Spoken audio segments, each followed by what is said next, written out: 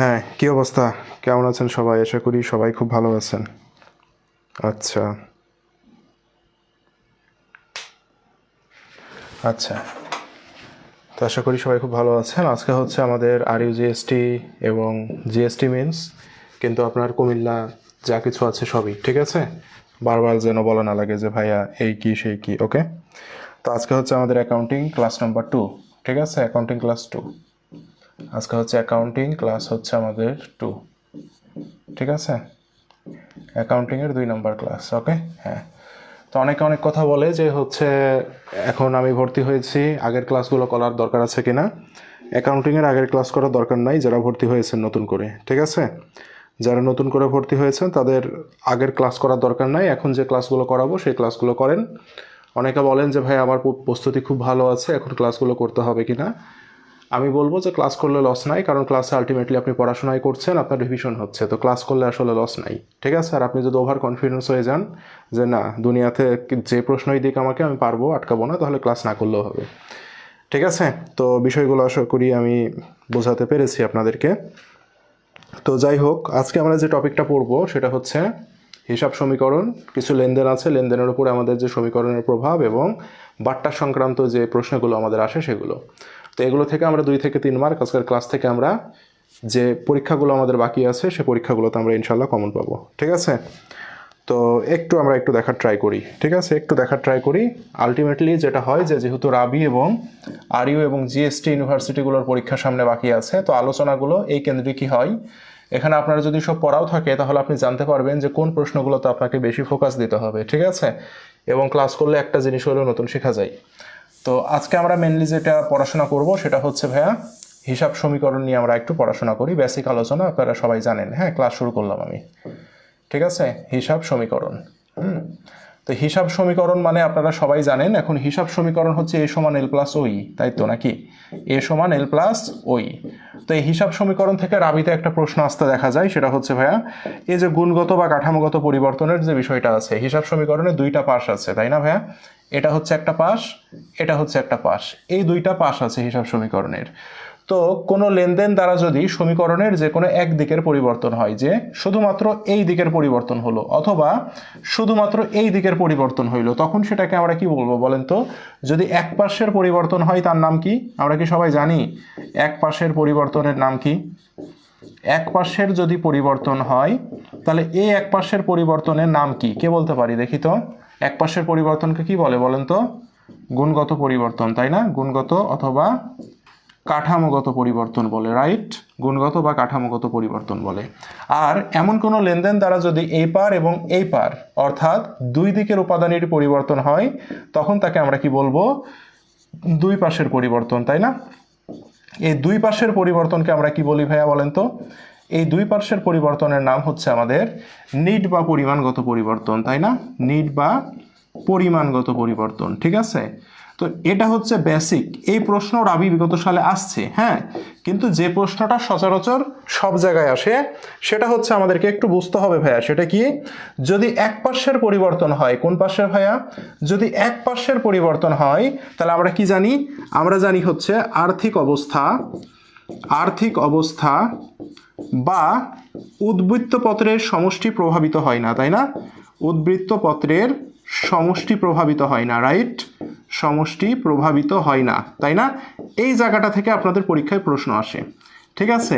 উদ্বৃত্তপত্রের সমষ্টি প্রভাবিত হয় না। আর্থিক অবস্থা বা উদ্বৃত্তের পত্রের সমষ্টি একই জিনিস ভাইয়া, ঠিক আছে। এটা দ্বারা পরিবর্তন হবে না, এটা আপনাদের জন্য ইম্পর্টেন্ট। ওকে, যে আপনাকে বলবে নিচের কোন লেনদেন দ্বারা আর্থিক অবস্থা বা উদ্বৃত্তপত্রের সমষ্টি প্রভাবিত হয় না, ঠিক আছে। তো এই জায়গাটা ইম্পর্টেন্ট। এই জায়গা থেকে দেখবেন পরীক্ষায় প্রচুর পরিমাণে প্রশ্ন আসছে যে নিচের কোন লেনদেনটি দ্বারা উদ্বৃত্তপত্র বা আর্থিক অবস্থার সমষ্টি প্রভাবিত হবে এবং প্রভাবিত হবে না। তাহলে আমরা কি জানি? হয় না। এটা দ্বারাই সবচেয়ে বেশি প্রশ্ন আসে। আর পরিবর্তন হবে কোনটা দিয়ে ভাইয়া? পরিবর্তন হবে হচ্ছে যদি 2 পাশেরই পরিবর্তন হয়, এটারও পরিবর্তন হলো, এটারও পরিবর্তন হলো, তখন কি হবে? উদ্বৃত্তপত্রের সমষ্টি বা আর্থিক অবস্থার পরিবর্তন হবে। ক্লিয়ার ভাইয়া? তাহলে এই জিনিসগুলো আমাদের এখান থেকে ইম্পর্টেন্ট, আমি জাস্ট দেখাই দিলাম। আমার মনে হয় এই জিনিসগুলো আপনারা সবাই পারেন। এটা হচ্ছে আমার বেসিক, আশা করি বেসিকটা আপনারা সকলে বুঝতে পেরেছেন। ঠিক আছে, তাহলে সমীকরণ থেকে এই জায়গা থেকে একটা প্রশ্ন আসে, এই জায়গা থেকে একটা প্রশ্ন আসে। দেখেন বুঝতে হবে কোন জায়গা থেকে প্রশ্ন আসবে। যে জায়গা থেকে প্রশ্ন আসে বলেছি না, এই জায়গা থেকে আপনি প্রশ্ন পাবেন পরীক্ষায়। ঠিক আছে, তো জেনে থাকা ভালো যে কোন টাইপের প্রশ্ন আসবে, মেন্টালিটিটা ক্রিয়েট করেন এইভাবে। ওকে, তাহলে এই জায়গা ক্লিয়ার হয়েছে ভাইয়া সবার? আমাদের সবাই ক্লিয়ার হয়েছে এই জায়গা? আচ্ছা, এই জায়গা আমার মনে হয় সকলে ক্লিয়ার হয়েছি। এবার দেখেন আরেকটা জায়গা থেকে আমাদের প্রশ্ন আসবে, এ সমান এল প্লাস ওই আছে না, এখানে আরেকটা জায়গা থেকে আমাদের প্রশ্ন আসবে। সেটা কি জানেন? এই যে ওই থেকে প্রশ্ন আসবে। কি থেকে প্রশ্ন আসবে? ওই থেকে প্রশ্ন আসবে। এই ওইকে ভাঙলে আমরা কি পাই? ওইকে ভাঙলে আমরা পাই হচ্ছে মূলধন। কি পাই? মূলধন পাই। মূলধন প্লাস আই পাই। কি পাই?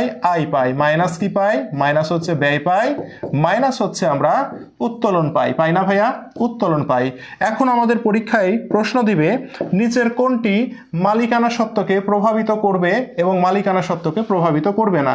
দেখবেন এই টাইপের প্রশ্নগুলো আছে। ঠিক আছে, এরকম করে আমাদেরকে দিবে নিচের কোন লেনদেনটি, নিচের কোন লেনদেনটি মালিকানা সত্ত্বকে কি হবে ভাইয়া?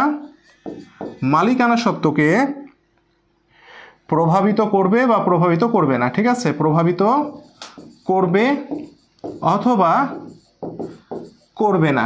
ঠিক আছে, এইভাবে আমাদের পরীক্ষায় প্রশ্ন আসবে। ঠিক আছে, তাহলে এই জায়গাটাতে ভাই আমাদেরকে একটু ফোকাস দিতে হবে। তাহলে কি দেখলাম? মালিকানা সত্ত্বকে ভাঙলে আমরা কি পাচ্ছি? মূলধন পাচ্ছি। তো কোনো লেনদেনের মধ্যে যদি আমরা মূলধন হিসাব দেখি তাহলে সেটি অবশ্যই মালিকানা সত্ত্বকে প্রভাবিত করবে। কোনো লেনদেনের মধ্যে আমি যদি আয় হিসাব দেখি অবশ্যই সেটি মালিকানা সত্ত্বকে প্রভাবিত করবে।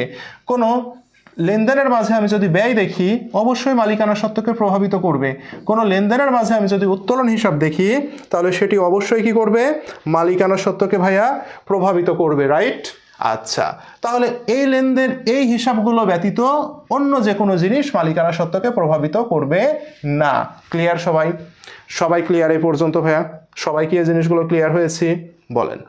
তাহলে এই জায়গা থেকে দেখবেন প্রচুর পরিমাণে আপনাদের পরীক্ষায় প্রশ্ন আসছে, তাই না? এই জায়গা থেকে প্রচুর পরিমাণে আপনাদের কিন্তু পরীক্ষায় প্রশ্ন আসছে।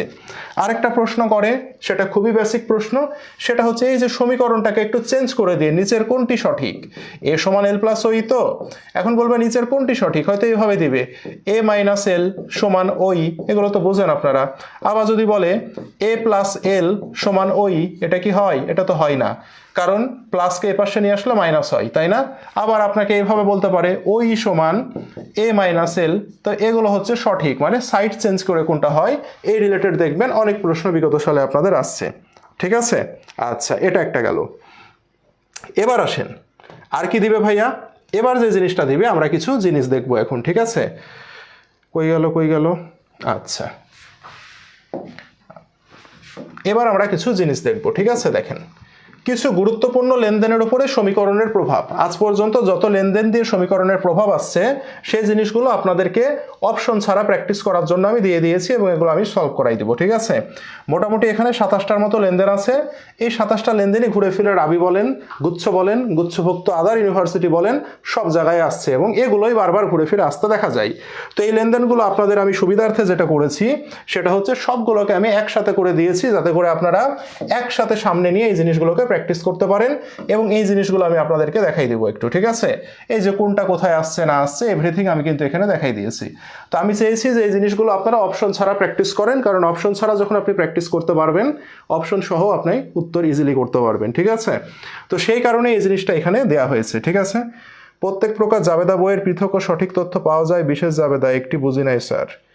আচ্ছা ঠিক আছে, বলছি, এটা যদিও গতদিন ক্লাস যদি করতেন তাহলে এটা ইজিলি বুঝতে পারতেন এই জিনিসটা। বিশেষ জাবেদায় কি প্রতিটা আলাদা আলাদা করা হয় না, ক্রয় জাবেদায় ধারে পণ্য ক্রয় লেখা হয়। তাহলে ধারে পণ্য ক্রয় রিলেটেড যত জিনিস আছে সবগুলো আপনি ক্রয় জাবেদায় পাবেন। বিক্রয় জাবেদায় লেখা হয় ধারে পণ্য বিক্রয়, তার মানে ধারে বিক্রয় পণ্য বিক্রয় রিলেটেড যত হিসাব আছে সব আপনি বিক্রয় জাবেদায় পাবেন। এই কারণে আলাদা এবং পৃথক পৃথক যে আপনার হিসাব সেটা আমরা বিশেষ জাবেদায় পাচ্ছি। এগুলো বিশেষ জাবেদার প্রকারভেদ। ওকে, আচ্ছা এবার আসি ভাইয়া, দেখি এখানে আসি আমরা। দেখেন প্রথমে যে লেনদেনটা দিয়েছে সেটা হচ্ছে আলিফ কোম্পানি 10,000 টাকার অফিস আসবাবপত্র স্বল্পমেয়াদী অঙ্গীকারপত্র ইস্যুর মাধ্যমে ক্রয় করেছে, তাই না? তাহলে একটা অঙ্গীকারপত্র, হ্যাঁ অঙ্গীকারপত্র ইস্যুর মাধ্যমে আমি কি করেছি, অফিস আসবাবপত্র ক্রয় করছি। তাহলে অফিস আসবাবপত্র যদি আমি ক্রয় করি তার মানে কি হবে আমার বলেন তো, অফিস আসবাবপত্র নামক সম্পদ বৃদ্ধি পাবে না? আমি আপনাদেরকে দেখাই দিচ্ছি এই জিনিসগুলো কিভাবে প্র্যাকটিস করতে হবে, ঠিক আছে? অফিস আসবাবপত্র, তাই না? তাহলে অফিস আসবাবপত্র আমার বৃদ্ধি পাচ্ছে, রাইট? অফিস আসবাবপত্র বৃদ্ধি পাচ্ছে মানে কি, আমার সম্পদ বৃদ্ধি পাচ্ছে, রাইট? এখন কিসের বিনিময়ে? অঙ্গীকারপত্রের মাধ্যমে আপনি কিনেছেন। অঙ্গীকারপত্র মানে কি, এটি একটি বিল, এটি একটি বিল, ঠিক আছে? বিলের মাধ্যমে কিনেছেন, বাংলা কথা কি, একটি বিলের মাধ্যমে কিনেছেন। এখন কোনো কিছু যদি আমি কিনি, কিনে টাকা দিইনি, কি দিয়েছি, একটি বিল দিয়েছি, অঙ্গীকারপত্র দিয়েছি, অঙ্গীকার করেছি একটি বিলে। তাহলে ক্রয়ের সময় যে বিলটা হয় তার নাম কি ভাইয়া? ক্রয়ের সময় যে বিলটা হয় তার নাম হচ্ছে প্রদেয় বিল। কি বিল ভাইয়া? প্রদেয় বিল। তাহলে প্রদেয় বিল কোন হিসাব? প্রদেয় বিল হচ্ছে দায় হিসাব, সেজন্য দায় বৃদ্ধি। তাহলে এই লেনদেনটা দিয়ে যদি আপনাকে বলতো যে ভাইয়া এই লেনদেনের ফলে সমীকরণের কি প্রভাব হয়েছে, আপনি কি বলবেন? সম্পদ আমার বেড়েছে, আমার দায় বেড়েছে। সবাই কি বুঝতে পেরেছেন এই জিনিসটা? সবাই কি এই জিনিসটা বুঝতে পেরেছেন ভাইয়া? সবাই কি এই জিনিসটা বুঝতে পেরেছেন? হ্যাঁ, এইভাবে আমরা এগুলোকে আমরা সলভ করব, ঠিক আছে? আচ্ছা, এবার দেখেন 2 নম্বরে বলেছে, এটা অনেক ইম্পর্টেন্ট একটা প্রশ্ন। কোম্পানি 1 লাখ টাকা ঋণ পরিশোধের জন্য শেয়ার ইস্যু করলো। তাহলে কোম্পানি কি করেছে, ভালো করে বুঝতে হবে, ঋণ পরিশোধ করেছে ভাইয়া, খুব সুন্দর করে বোঝেন। কোম্পানি কি করেছে? ঋণ পরিশোধ করেছে। ঋণ কি হিসাব ভাইয়া? ঋণ হচ্ছে দায় হিসাব। ঋণ কি হিসাব ভাইয়া? ঋণ হচ্ছে কি হিসাব বলেন? ঋণ হচ্ছে দায় হিসাব। তাহলে বলেন তো, দায়কে যখন আপনি পরিশোধ করে দিবেন তখন দায় বাড়বে না কমবে? উত্তর হচ্ছে দায় কমবে। দায়কে পরিশোধ করলে দায় কি হবে? দায় কমে যাবে, তাই না ভাইয়া? ওকে ভাইয়া, ভালো কথা। এখন এই যে ঋণ পরিশোধ করলাম, কিসের বিনিময়ে পরিশোধ করলাম? যদি বলতো টাকার বিনিময়ে পরিশোধ করেছেন, কিসের? টাকার বিনিময়ে পরিশোধ করেছেন, সেজন্য আমার টাকা নামক সম্পদ কমে যেত। কিন্তু আমি কিসের বিনিময়ে ঋণটা পরিশোধ করলাম? শেয়ার ইস্যু করলো। ভাইয়া এই যে যারা জানেন না, আজকে বলছি, দুনিয়াতে যে শেয়ারই ইস্যু করুক না কেন শেয়ার মূলধন বৃদ্ধি পাবে। দুনিয়াতে যে শেয়ারই ইস্যু করুক না কেন, কি বলেছি? শেয়ার মূলধন বৃদ্ধি পাবে। তার মানে এখানে আমি কি করেছি? শেয়ার ইস্যুর মাধ্যমে ঋণ পরিশোধ। তাহলে শেয়ার ইস্যু করলে কি বলেছে ভাইয়া? যে শেয়ার মূলধন বৃদ্ধি পাবে, সেজন্য শেয়ার মূলধন নামক আমার কি হবে? শেয়ার মূলধন নামক আমাদের যে মালিকানা সত্ত্ব সেটা কি হয়ে যাবে ভাইয়া? বেড়ে যাবে। তাহলে আমাকে বলেন তো, এই যে ঘটনাটা ঘটলো, এই ঘটনার ফলে উদ্বৃত্তপত্রের সমষ্টি প্রভাবিত হবে কি হবে না? এই যে এ সমান এল প্লাস ওই, এই এ সমান এল প্লাস ওই, বলেন আমাকে এখন উদ্বৃত্তপত্রের সমষ্টি প্রভাবিত হবে না হবে না? এই 2 নম্বর লেনদেনটি দ্বারা উদ্বৃত্তপত্রের সমষ্টি প্রভাবিত হবে না হবে না? কে বলতে পারে দেখি? এই 2 নম্বরের লেনদেন দ্বারা উদ্বৃত্তপত্রের সমষ্টি প্রভাবিত হবে না হবে না ভাইয়া? কে বলতে পারে দেখি তো, বলেন। হ্যাঁ, উদ্বৃত্তপত্রের সমষ্টি কি প্রভাবিত হবে না হবে না? কে বলতে পারে, বলেন। হ্যাঁ, এল মাইনাস ওই হবে না, হবে না। হ্যাঁ, মইনুল হাসান বলছে হবে না, আদিত্য সিং বলছে হবে না। 2 হচ্ছে কাঠামো ওই, আচ্ছা হ্যাঁ হবে না। কেন হবে না ভাইয়া? কারণ দেখেন এটি দ্বারা শুধুমাত্র এক দিকের পরিবর্তন হয়েছে, তাই না? দায় কমে গেছে, আর কি হয়েছে? মালিকানা সত্ত্ব বেড়ে গেছে, এক পাশের পরিবর্তন হয়েছে। দ্যাট মিনস এটি কি পরিবর্তন? এটা হচ্ছে ভাইয়া আমাদের গুণগত বা কাঠামোগত পরিবর্তন, যার ফলে উদ্বৃত্তপত্রের সমষ্টি প্রভাবিত হবে না। ক্লিয়ার ভাইয়া সবাই? এইভাবে আমরা একটু লেনদেনগুলোকে সবগুলো বিশ্লেষণ করা শিখব। এখান থেকে আমি সব লেনদেন বিশ্লেষণ করার পরে আমরা শেয়ার এবং লভ্যাংশ রিলেটেড যে লেনদেনগুলো আছে না, শেয়ার এবং লভ্যাংশ রিলেটেড লেনদেনগুলো হয় গুচ্ছ না হলে রাবিতে একটা করে প্রশ্ন থাকে এগুলোর পাশাপাশি, সেগুলোতে আমরা যাব, ঠিক আছে? তো সবাই ধৈর্য ধরে থাকেন, এই রিলেটেড আমরা এখান থেকে ডিরেক্ট কমন পাবো ভাইয়া। শুধু কমন না, এখান থেকে আমরা ডিরেক্ট প্রশ্ন কমন পাবো ইনশাল্লাহ, ঠিক আছে? দেখি পরে যাই, আমি একটু পরে যাই, ঠিক আছে? আচ্ছা, এরপরে আসি আমরা, ঠিক আছে? এরপরে আমরা আসি, এরপরে হচ্ছে আমাদের 3 নম্বরে আমাদেরকে কি বলেছে? এবিসি কোম্পানি XYZ কোম্পানি থেকে 600 টাকার সরঞ্জাম নগদে ক্রয় করেছে। তাহলে দেখেন এবিসি কোম্পানি XYZ কোম্পানি থেকে 600 টাকার সরঞ্জাম নগদে ক্রয় করেছে, তাই না? আচ্ছা, তাহলে কি হবে ভাইয়া? XYZ কোম্পানি কি করেছে? 600 টাকার সরঞ্জাম নগদে ক্রয় করেছে। তাহলে এটা তো ইজি, আপনারা বুঝতেই পারছেন, তাই না? সরঞ্জাম কি হিসাব? সম্পদ হিসাব। তো সম্পদ বৃদ্ধি পাবে, কিসে ক্রয় করেছে? নগদে ক্রয় করেছে, সেজন্য সম্পদ হ্রাস পাবে। ক্লিয়ার ভাইয়া সবাই? তাহলে সম্পদ বৃদ্ধি, সম্পদ হ্রাস, এটা ইজি। এরপরে আসেন দেখি, ব্যবসা থেকে 100 টাকা চুরি হয়। এটা গুচ্ছর অনেক ইউনিভার্সিটিতে আসছে। হ্যাঁ, ব্যবসা থেকে 100 টাকা কি হয়েছে ভাইয়া? চুরি হয়েছে। এখন এখান থেকে আমাকে 2টা জিনিস জানতে হবে। ব্যবসা থেকে যদি 100 টাকা চুরি হয়, আমাকে বলেন তো এর সাথে সংশ্লিষ্ট হিসাব কি কি? হ্যাঁ, এর সাথে সংশ্লিষ্ট হিসাব কি কি? এখন এখান থেকে প্রশ্ন দুইভাবে আসতে পারে। সেটা কি? ব্যবসা থেকে 100 টাকা চুরি হয়েছে, এখন আমাকে বলতে পারে ডেবিট হবে কোন হিসাব, অথবা এটির জন্য ক্রেডিট করতে হবে কোন হিসাব, সেটা আগে বলেন। বলেন, ব্যবসা থেকে যদি 100 টাকা চুরি হয় তাহলে এর সাথে জড়িত হিসাব দুটি কি কি ভাইয়া? বলেন তো দেখি একটু, কে বলতে পারে? কে বলতে পারে ভাইয়া, দেখি তো বলেন। ব্যবসা থেকে 100 টাকা চুরি হলে এর সাথে জড়িত হিসাবগুলো কি কি থাকবে? কে বলতে পারে দেখি? কে বলতে পারে? হিসাব বলেন, হিসাব বলেন। সমীকরণে প্রভাব আমি পরে দেখবো, হিসাব বলেন। বলেন, ব্যবসা থেকে 100 টাকা চুরি হলে এর সাথে জড়িত হিসাবগুলো কি কি? কে বলতে পারে দেখি? কে বলতে পারে দেখি? আরে এ মাইনাস ওই মাইনাস পরে বলেন, আগে বলেন এর সাথে জড়িত হিসাব কি কি, সেটা আগে বলতে হবে। বিবিধ ক্ষতি ডেবিট, নগদান ক্রেডিট, রাইট। তাহলে এর সাথে ব্যবসা থেকে যদি চুরি হয়, চুরি নামে কি হিসাব হয়? চুরি নামে কি কোনো হিসাব হয়? আমরা জানি চুরি নামে কোনো হিসাব হয় না। এটার ফলে কি হয়েছে ভাইয়া? এটার ফলে ক্ষতি হয়েছে, তাই আমরা বলতে পারি এটা কি? বিবিধ ক্ষতি। তার মানে ব্যয় বৃদ্ধি পেয়েছে। ব্যয় বৃদ্ধি পেলে কি হয়? মালিকানা সত্ত্ব কমে যায়, তাই না ভাইয়া? ব্যয় বৃদ্ধি পেলে মালিকানা সত্ত্ব কমে যায়। আর কি হয়েছে? নগদ টাকা কমে গেছে, তাই না? আপনার ব্যবসা থেকে যদি 100 টাকা চুরি হয় তার মানে নগদ টাকা কমে গেছে, দ্যাট মিনস সম্পদ কমে গেছে। ক্লিয়ার ভাইয়া? সবাই সবাই ক্লিয়ার? ওকে, এরপরে আসি। এরপরে আমাদের 5 নম্বরে যেটা বলছে সেটা হচ্ছে দেনাদারের নিকট থেকে 500 টাকা আদায় করা হলো। এই যে দেখেন, রাবি 18-19-এর প্রশ্ন। হ্যাঁ, দেনাদারের নিকট থেকে 500 টাকা আদায় করা হলো। ভাই আমাকে বলেন তো, দেনাদারের থেকে 500 টাকা আদায় করলে আর্থিক অবস্থার পরিবর্তন হবে কি হবে না? বলেন। এটা প্রশ্নটা ছিল এইভাবে, পরিবর্তন হবে না হবে না? বলেন, পরিবর্তন হবে না হবে না? কে বলতে পারে? বলেন বলেন।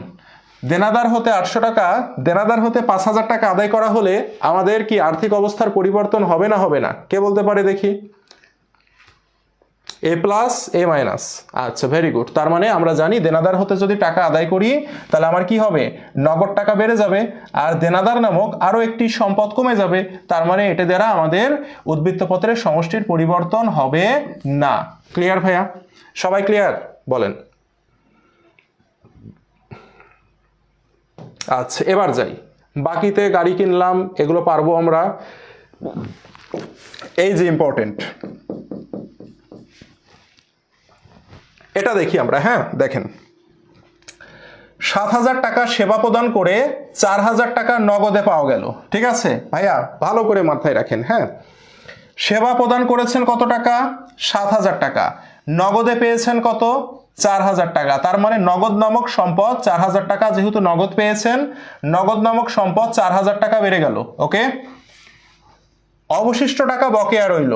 তাহলে সেবা প্রদান করে যদি বকেয়া থাকে তাহলে তাকে আমরা বলবো বকেয়া সেবাই। কি বলবো ভাইয়া? বকেয়া সেবাই। এখন বকেয়া সেবাই কি হিসাব সেটা আমাকে জানতে হবে।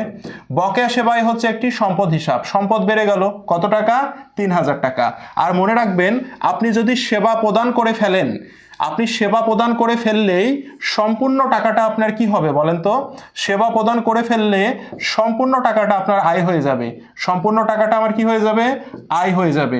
আর আয় হইলে মালিকানা সত্ত্ব বেড়ে যাবে। বুঝতে পেরেছেন? তাহলে 7000 টাকা সেবা প্রদান করে 4000 টাকা নগদে পাওয়া গেল। এটা গুচ্ছভুক্ত ইউনিভার্সিটিতে অনেকবার আসছে, শুধু একবার না, এটি অনেকবার আসা প্রশ্ন। ঠিক আছে, 7000 টাকা সেবা প্রদান করেছেন, আপনি সেবা প্রদান করলেই সেটি আয় হয়ে যাবে, নগদে হোক আর ধারে হোক। এটি কি অনুযায়ী আমরা করি ভাইয়া? এটা হচ্ছে হিসাব বিজ্ঞানের যে বকেয়া ভিত্তি আছে, তাই না? হিসাব বিজ্ঞানের বকেয়া ভিত্তি অনুসারে করি। আপনি যদি সেবা প্রদান করেন, সম্পূর্ণ টাকাটাই আপনার কি হয়ে যাবে? আয় হয়ে যাবে। লেনদেনটি ধারে হোক আর বাকিতে হোক সেটা আমার দেখার বিষয় না। তাহলে যেহেতু আমি সেবা প্রদান করেছি, 7000 টাকা বকেয়া ভিত্তি অনুসারে আমার আয় হয়ে গেছে, তাহলে সেবাই বেড়ে গেল। এখন বলেছে 4000 টাকা নগদে পেয়েছেন, সেজন্য নগদ 4000 টাকা বেড়ে গেল। আর কি হয়েছে ভাইয়া? বকেয়া সেবাই নামক আমাদের কি হইল? 3000 টাকা। বকেয়া সেবাই একটি সম্পদ, সেটি আমার বেড়ে গেল কত? 3000 টাকা। বকেয়া সেবাই কোন সম্পদ ভাইয়া? বকেয়া সেবাই হচ্ছে চলতি সম্পদ। কোন সম্পদ? চলতি সম্পদ। মনে থাকবে, এই বকেয়া সেবাইকে আবার প্রাপ্য সেবাই নামও বলা হয়। ঠিক আছে, তো পরীক্ষায় প্রাপ্য সেবাই দেখলে আবার মাথা খারাপ করে এসেন না, কারণ বকেয়া সেবাইয়েরই আরেকটা নাম হচ্ছে প্রাপ্য সেবাই। মনে থাকবে? ঠিক আছে ভাইয়া, এবার আসি আমরা, পরে যাই। এই যে দেখেন ইম্পর্টেন্ট, এটা মনে হয় আসছিল কোথায়? জগন্নাথে আসছিল, তাই না? দেখেন, ব্যাংকে জমাকৃত এত টাকার চেক প্রত্যাখ্যান হয়ে ফেরত আসে। ঠিক আছে ভাইয়া, দেখেন দুইটা জিনিস বুঝবেন এখানে। হ্যাঁ, দুইটা জিনিস এখানে বোঝার আছে। কয়টা জিনিস? দুইটা জিনিস বোঝার আছে, ঠিক আছে? দেখেন দুইটা জিনিস বোঝার আছে, খুব ভালো করে বুঝবেন। হ্যাঁ, দেখেন দুইটাই আপনাদের পরীক্ষায় আসে। একটা হচ্ছে জমাকৃত চেক, হ্যাঁ, জমাকৃত চেক প্রত্যাখ্যান। কি বললাম? জমাকৃত চেক প্রত্যাখ্যান, ঠিক আছে? আরেকটা আছে ভাইয়া ইস্যুকৃত চেক প্রত্যাখ্যান।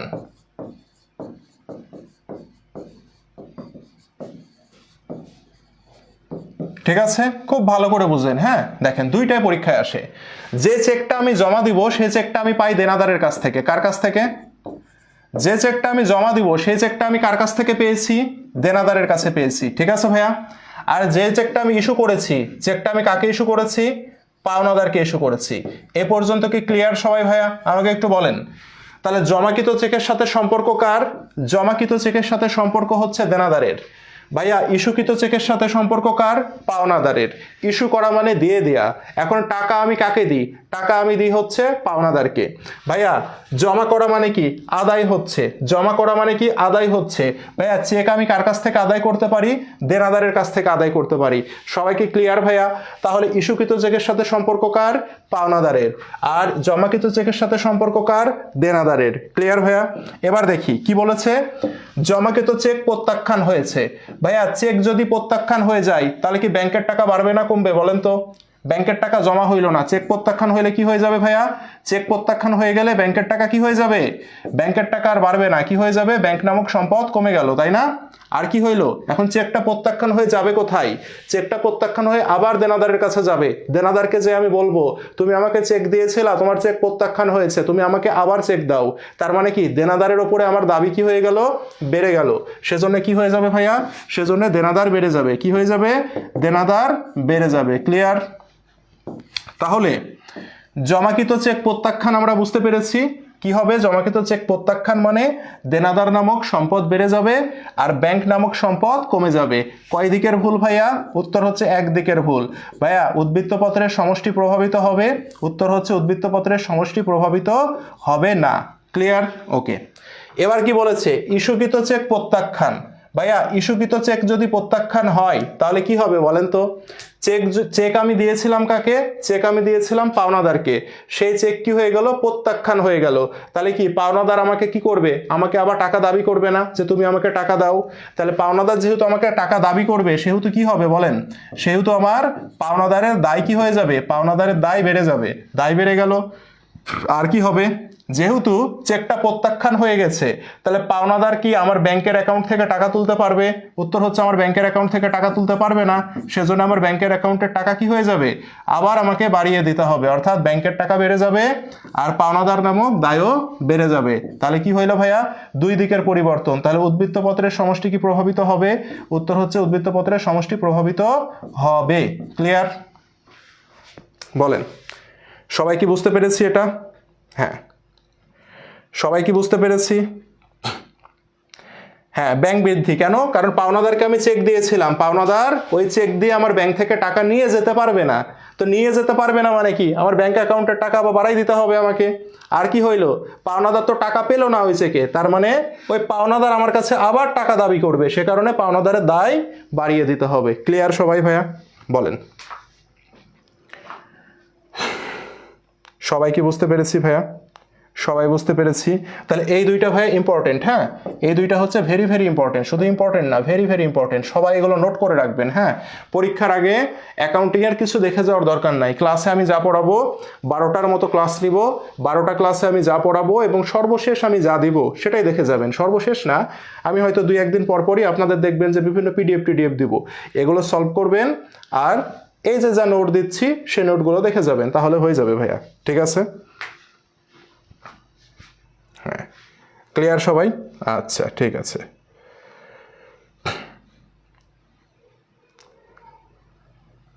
আচ্ছা, নেক্সটে যাই আমরা। হ্যাঁ, ওকে, পরে যাই। কই গেল?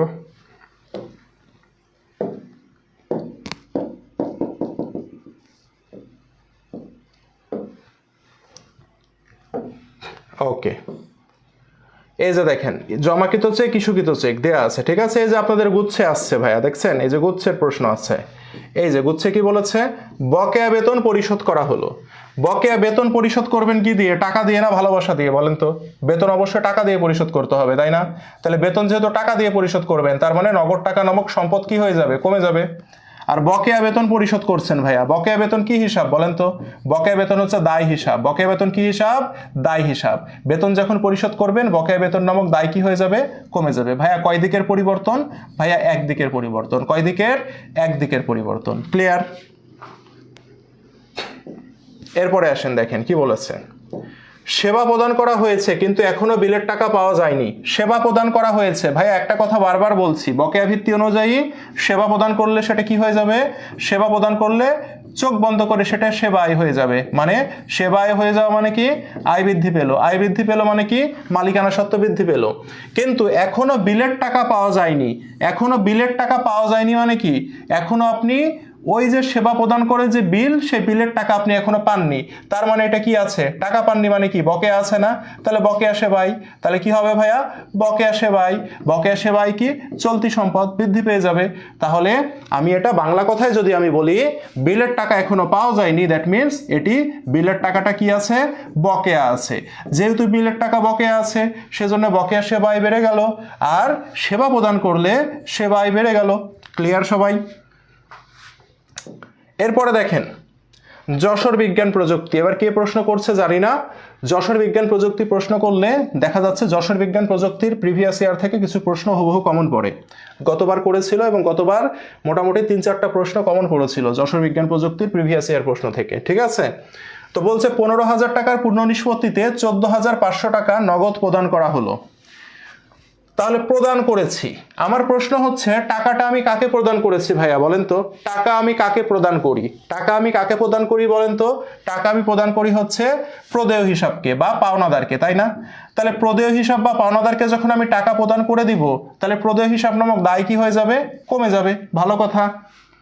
এখন কত টাকা প্রদান করছি আমি? আমি প্রদান করছি 14,500 টাকা। তার মানে 14,500 টাকা নামক নগদান আমার কি হয়ে যাবে ভাইয়া? নগদ নামক সম্পদ কমে গেল। ভালো কথা। এখন প্রদান তো করতে হইতো আমার 15,000, করলাম কত? 14,500। ভাই কত প্রদান করিনি? 500 টাকা প্রদান করিনি। দ্যাট মিনস 500 টাকা যদি আমি প্রদান না করি, এর অর্থ কি? 500 টাকা আমি ছাড় পেয়েছি না? 500 টাকা আমি কি করেছি? ছাড় পেয়েছি। তাহলে যে ছাড়টা পাওয়া যায় সেই ছাড়ের নাম কি ভাইয়া? সেই ছাড়ের নাম হচ্ছে প্রাপ্তবাট্টা। সেই ছাড়ের নাম কি? প্রাপ্তবাট্টা। ভাইয়া প্রাপ্তবাট্টা কি হিসাব? প্রাপ্তবাট্টা আয় হিসাব। তাহলে আয়ে কত টাকা বাড়বে? 500 টাকা বেড়ে যাবে। সবাই কি বুঝতে পেরেছি এটা? সবাই কি এটা বুঝতে পেরেছি বলেন? সবাই কি এটা বুঝতে পেরেছি না পারিনি? সবাই কি এটা বুঝতে পেরেছি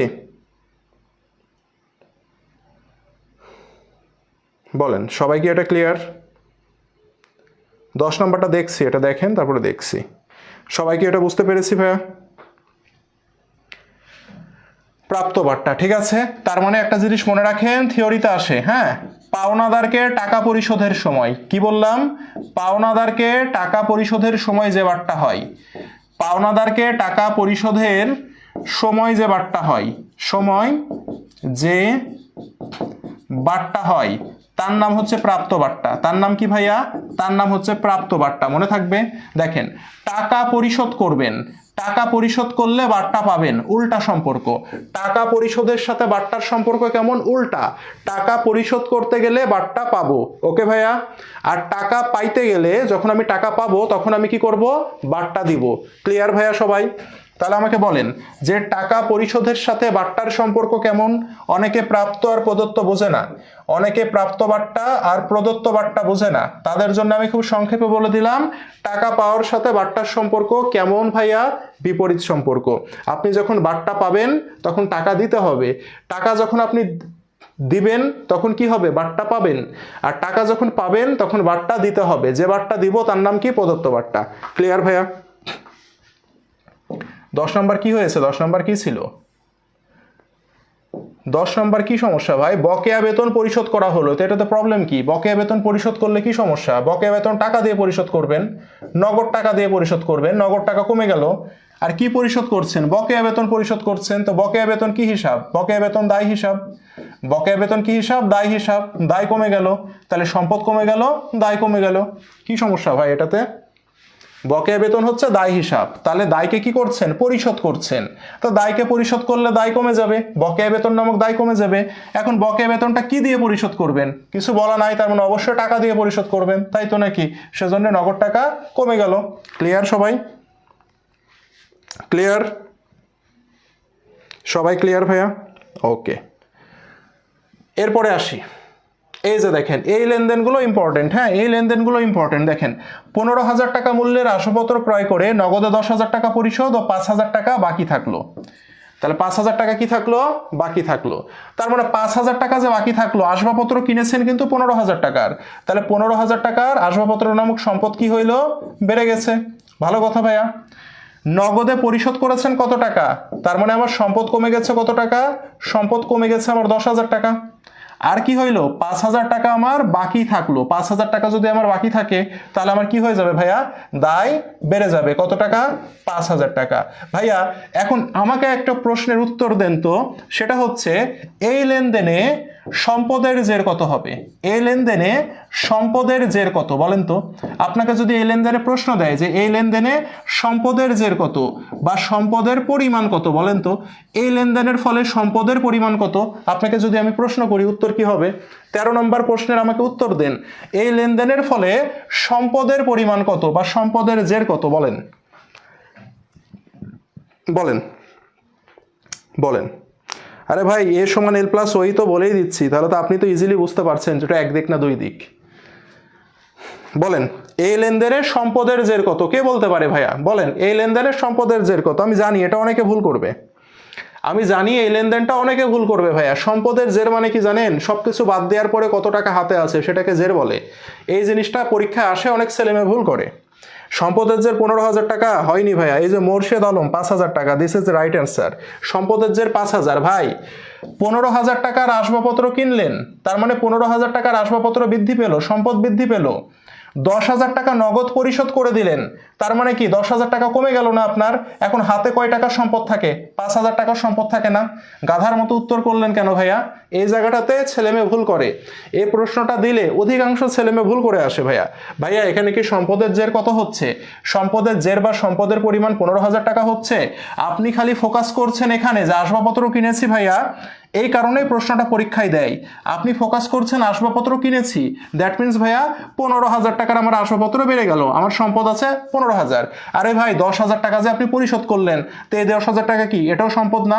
পরিশোধ করা মানে কি 10,000 টাকা কমে গেল না? তাহলে আপনার হাতে সম্পদ থাকলো কত? আপনার হাতে সম্পদ থাকলো 5,000 টাকা। তাহলে সম্পদের জের কত? 5,000 টাকা। অনলি 1 পার্সন পেরেছে, অনলি একটা ছেলে পেরেছে, অনলি একজন পেরেছে। দেখছেন এই প্রশ্নটা আপনারা দেখবেন পরীক্ষার মধ্যে আসে, আপনারা পারেন না। ঠিক আছে, মানে ইন্টেনশনটাই থাকে এখানে যে আমার আসবাবপত্র বাড়ছে, দ্যাট মিনস ভাই আসবাবপত্রই সম্পদ, কিন্তু নগদ টাকা যে চলে যাচ্ছে এই জিনিসটা টের পান না আপনারা। সমস্যা এখানে। ঠিক আছে, এই জিনিসটা একটু মাথায় রাখতে হবে ভাইয়া। ঠিক আছে, এগুলো একটু ভালো করে খেয়াল করতে হবে। আপনি রাবির প্রশ্ন, গুচ্ছের প্রশ্ন দেখবেন, পরীক্ষা দিয়ে আসবেন। আমি এটা প্রতি বছরের ঘটনা, রাবির প্রশ্ন এত সহজ পরিমাণ দিবে মানে আপনার সব জানাশোনার ভিতরে, কিন্তু দেখবেন ওর মধ্যে প্যাচ আছে, আপনি ধরতেই পারেননি। পরীক্ষা দিয়ে আসবেন, মিলাবেন, মিলাই দেখবেন অনেক পাচ্ছেন আপনি, আপনার 80 পার হয়ে যাচ্ছে, 85 পার হয়ে যাচ্ছে, রেজাল্ট দিলে দেখবেন আপনার 50 হচ্ছে না। ঠিক আছে, এটা ও আচ্ছা সবার আগে দিয়েছেন, আচ্ছা যাই হোক। আর বাকি 5,000 ধরবো না? বাকি 5,000 ধরবেন না মানে বুঝলাম না।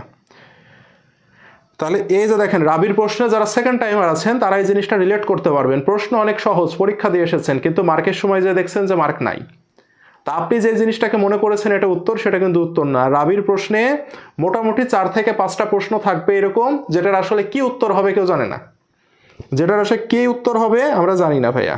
ঠিক আছে, আচ্ছা ঠিক আছে, যারা পেরেছেন নিজে নিজে একটা থাপ্পড় মারেন গা। ও সরি, যারা পেরেছেন নিজে নিজে মানে একটু মানে ধন্যবাদ জানান নিজেদেরকে, হ্যাঁ নিজে নিজে একটু মানে গর্ব ফিল করেন নিজেরা। ঠিক আছে, কারণ আমি তো হচ্ছে আপনাকে পুরস্কৃত করতে পারছি না, তাই না? এই যে দেখেন এই প্রশ্নটা ইম্পর্টেন্ট একটা প্রশ্ন, হ্যাঁ এই প্রশ্নটা হচ্ছে ইম্পর্টেন্ট একটা প্রশ্ন।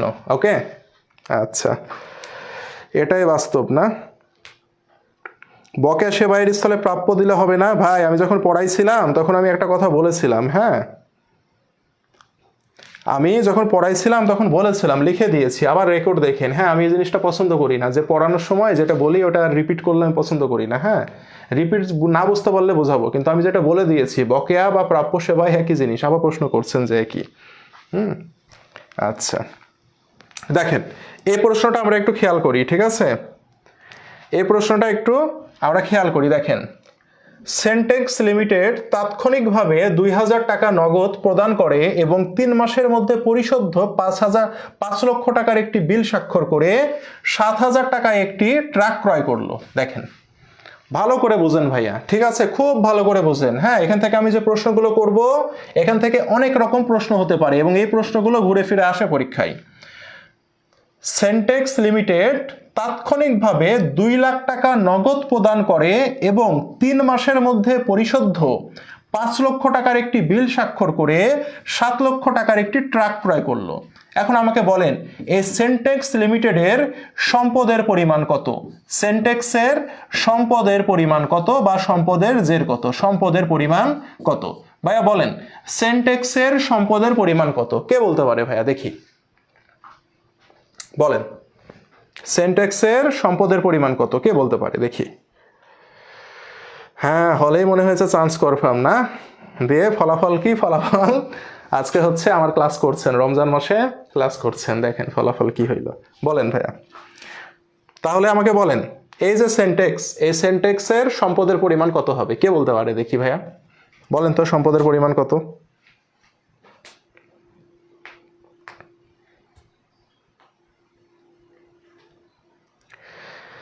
2 লাখ টাকা, একজন বলেছে 5,000 টাকা। 5,000 টাকা কই পাইলেন ভাই আপনি? শান্ত বলেন, টাকা পয়সাকে এত সস্তা বানাই দিলেন, তাহলে কেমনে হবে? 5 লাখ টাকা, 2 লাখ টাকা, 2 লাখ টাকা নগদ প্রদান করেছেন, সম্পদের পরিমাণ 2 লাখ টাকা হয় গাধা? হ্যাঁ বলেন। দেখেন, একটি বিল স্বাক্ষর করে 7 লাখ টাকার একটি ট্রাক ক্রয় করলো, তাহলে ট্রাক ক্রয় করেছেন মানে কি? 7 লাখ টাকার সম্পদ বেড়ে গেল। 7 লাখ টাকার সম্পদ বেড়ে গেল, তাহলে 7 লাখ টাকার সম্পদ যে বাড়লো, তাৎক্ষণিকভাবে 2 লাখ টাকা নগদ প্রদান করেছেন। নগদ প্রদান করলে কি 2 লাখ টাকার সম্পদ কমলো না? তাহলে এখন আপনার সম্পদের পরিমাণ কত ভাই? এখন আপনার সম্পদের পরিমাণ হচ্ছে 5 লাখ টাকা না? এখন আপনার সম্পদের পরিমাণ কত? 5 লাখ না? এটা ভুল করা উচিত ছিল, একটু আগে তো শেখাইলাম, একটু আগে শেখাইলাম না? 2 লাখ টাকা কেন বলছেন গাধার মতো? আমার মাথায় এটাই আসে না ভাই।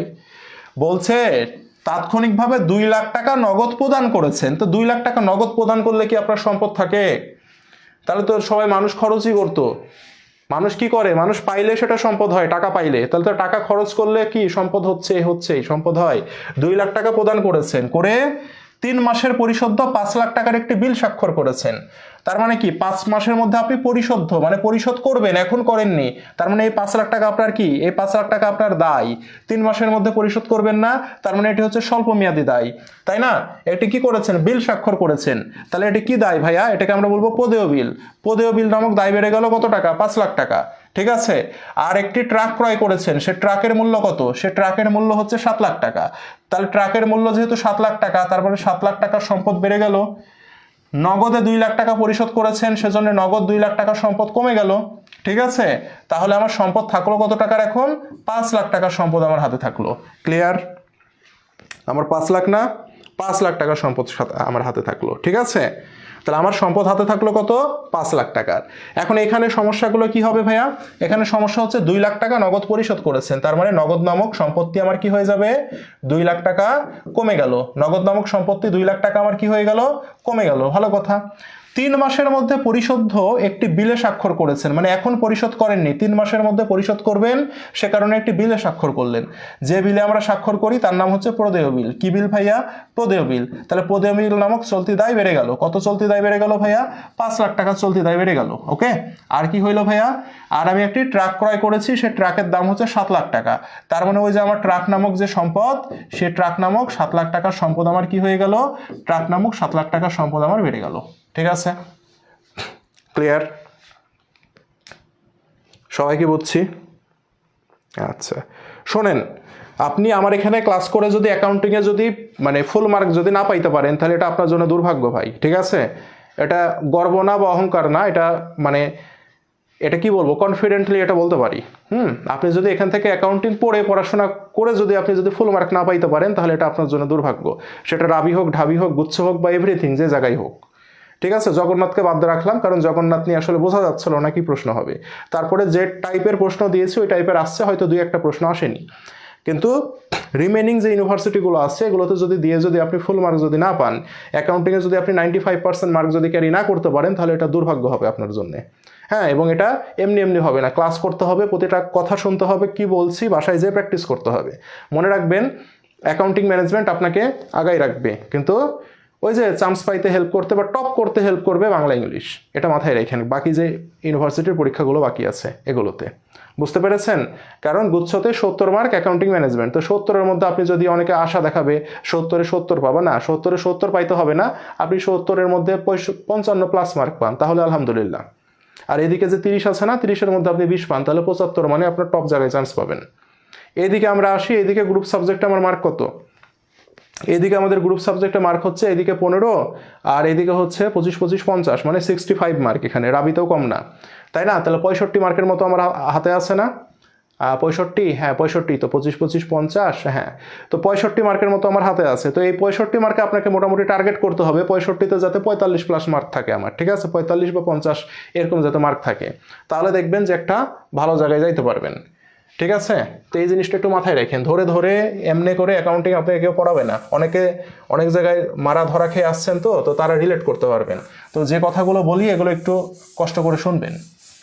তাও এই রাত্রির হয়তো রোজা থেকে প্রায় 200 জনের মতো ছিলেন ক্লাসে, ঠিক আছে? 200 জনের মধ্যে মনে হয় ক্লাসে ছিলেন 200 জন, এখন 162 জন আছেন, এটা অনেক ভালো লাগা। তো যারা আছেন একটু ধৈর্য ধরে থাকেন, হ্যাঁ, সমস্যা নাই। আর বাসায় প্র্যাকটিস দিতে হবে প্রচুর। ভাইয়া অ্যাকাউন্টিং পারি কিন্তু পরীক্ষার হলে পারি না, তার কারণ কি? তার কারণ হচ্ছে প্র্যাকটিসটা সেভাবে হয় না। হয়তো পারেন, ক্লাস করে দেখেন যে ভাইয়া ভালোই তো পারছি, আর না পড়লেও হবে। টাইম দিতে হবে, ভালো টাইম দিতে হবে। হ্যাঁ, এখন আমি আপনাদেরকে যেটা বলবো সেটা হচ্ছে যে পরীক্ষাগুলো বাকি আছে 60-40 টাইম দিবেন। হ্যাঁ, এই বাংলা ইংলিশে এই 40% টাইম দিবেন, গ্রুপ সাবজেক্টে 60% টাইম দিবেন। ঠিক আছে ভাইয়া, অনেক পারি আমি ম্যানেজমেন্ট, অনেক পারেন, তা পরীক্ষা দেন। অনেক পারেন তাহলে এখন পরীক্ষা দেন, পরীক্ষা দিয়ে কনফিডেন্স গেইন করেন। বিগত সালের প্রশ্ন 3বার শেষ করেন, যতদিন আপনার এখনো পরীক্ষার যে সময় বাকি আছে বিগত সালের প্রশ্ন 3বার শেষ করেন। ঠিক আছে, আমি একসাথে ম্যানেজমেন্ট নিয়ে বসতাম, ম্যানেজমেন্ট আমি 4-5 ঘন্টায় ফার্স্ট পার্ট সেকেন্ড পার্ট শেষ করতাম, বিগত সালের যত প্রশ্ন আছে সেগুলো। ঠিক আছে, অ্যাকাউন্টিংয়ে হয়তো পারবেন না, ম্যানেজমেন্টে পারবেন। ম্যানেজমেন্ট, ফাইন্যান্স, মার্কেটিং শেষ করে দেন এইভাবে। দেখেন 15 নম্বর, 1,50,000 টাকা মূল্যের আসবাবপত্র ক্রয় করে নগদে এত টাকা এবং 50,000 টাকা বাকি থাকলে হিসাব সমীকরণে কি প্রভাব পড়বে? পারবেন এগুলো বলবো না। মালিক কর্তৃক ব্যবসায় বিনিয়োগ কি হবে? দাঁড়ান, আচ্ছা এই যে এখানে আসি, দেখি বাকিগুলো আপনারা বাসায় দেখবেন, আর এর মধ্যে কিছু জিনিস আছে এগুলো আমি একটু পরে বোঝাই দিচ্ছি। 26, বন্ধুর নিকট থেকে ঋণ নিয়ে ব্যবসা শুরু করলে কোন হিসাবটি ডেবিট হবে? দেখেন, বন্ধুর নিকট থেকে ঋণ নিয়ে ব্যবসা শুরু করেছেন, ভাইয়া বলেন তো কোন হিসাব ডেবিট হবে? বলেন। বন্ধুর নিকট থেকে ঋণ নিয়ে ব্যবসা শুরু করেছেন, তাই না ভাইয়া? না, আগের ক্লাস না করলেও হবে, ঠিক আছে, আগের ক্লাস না করলেও হবে, এগুলো করেন তাহলে হবে।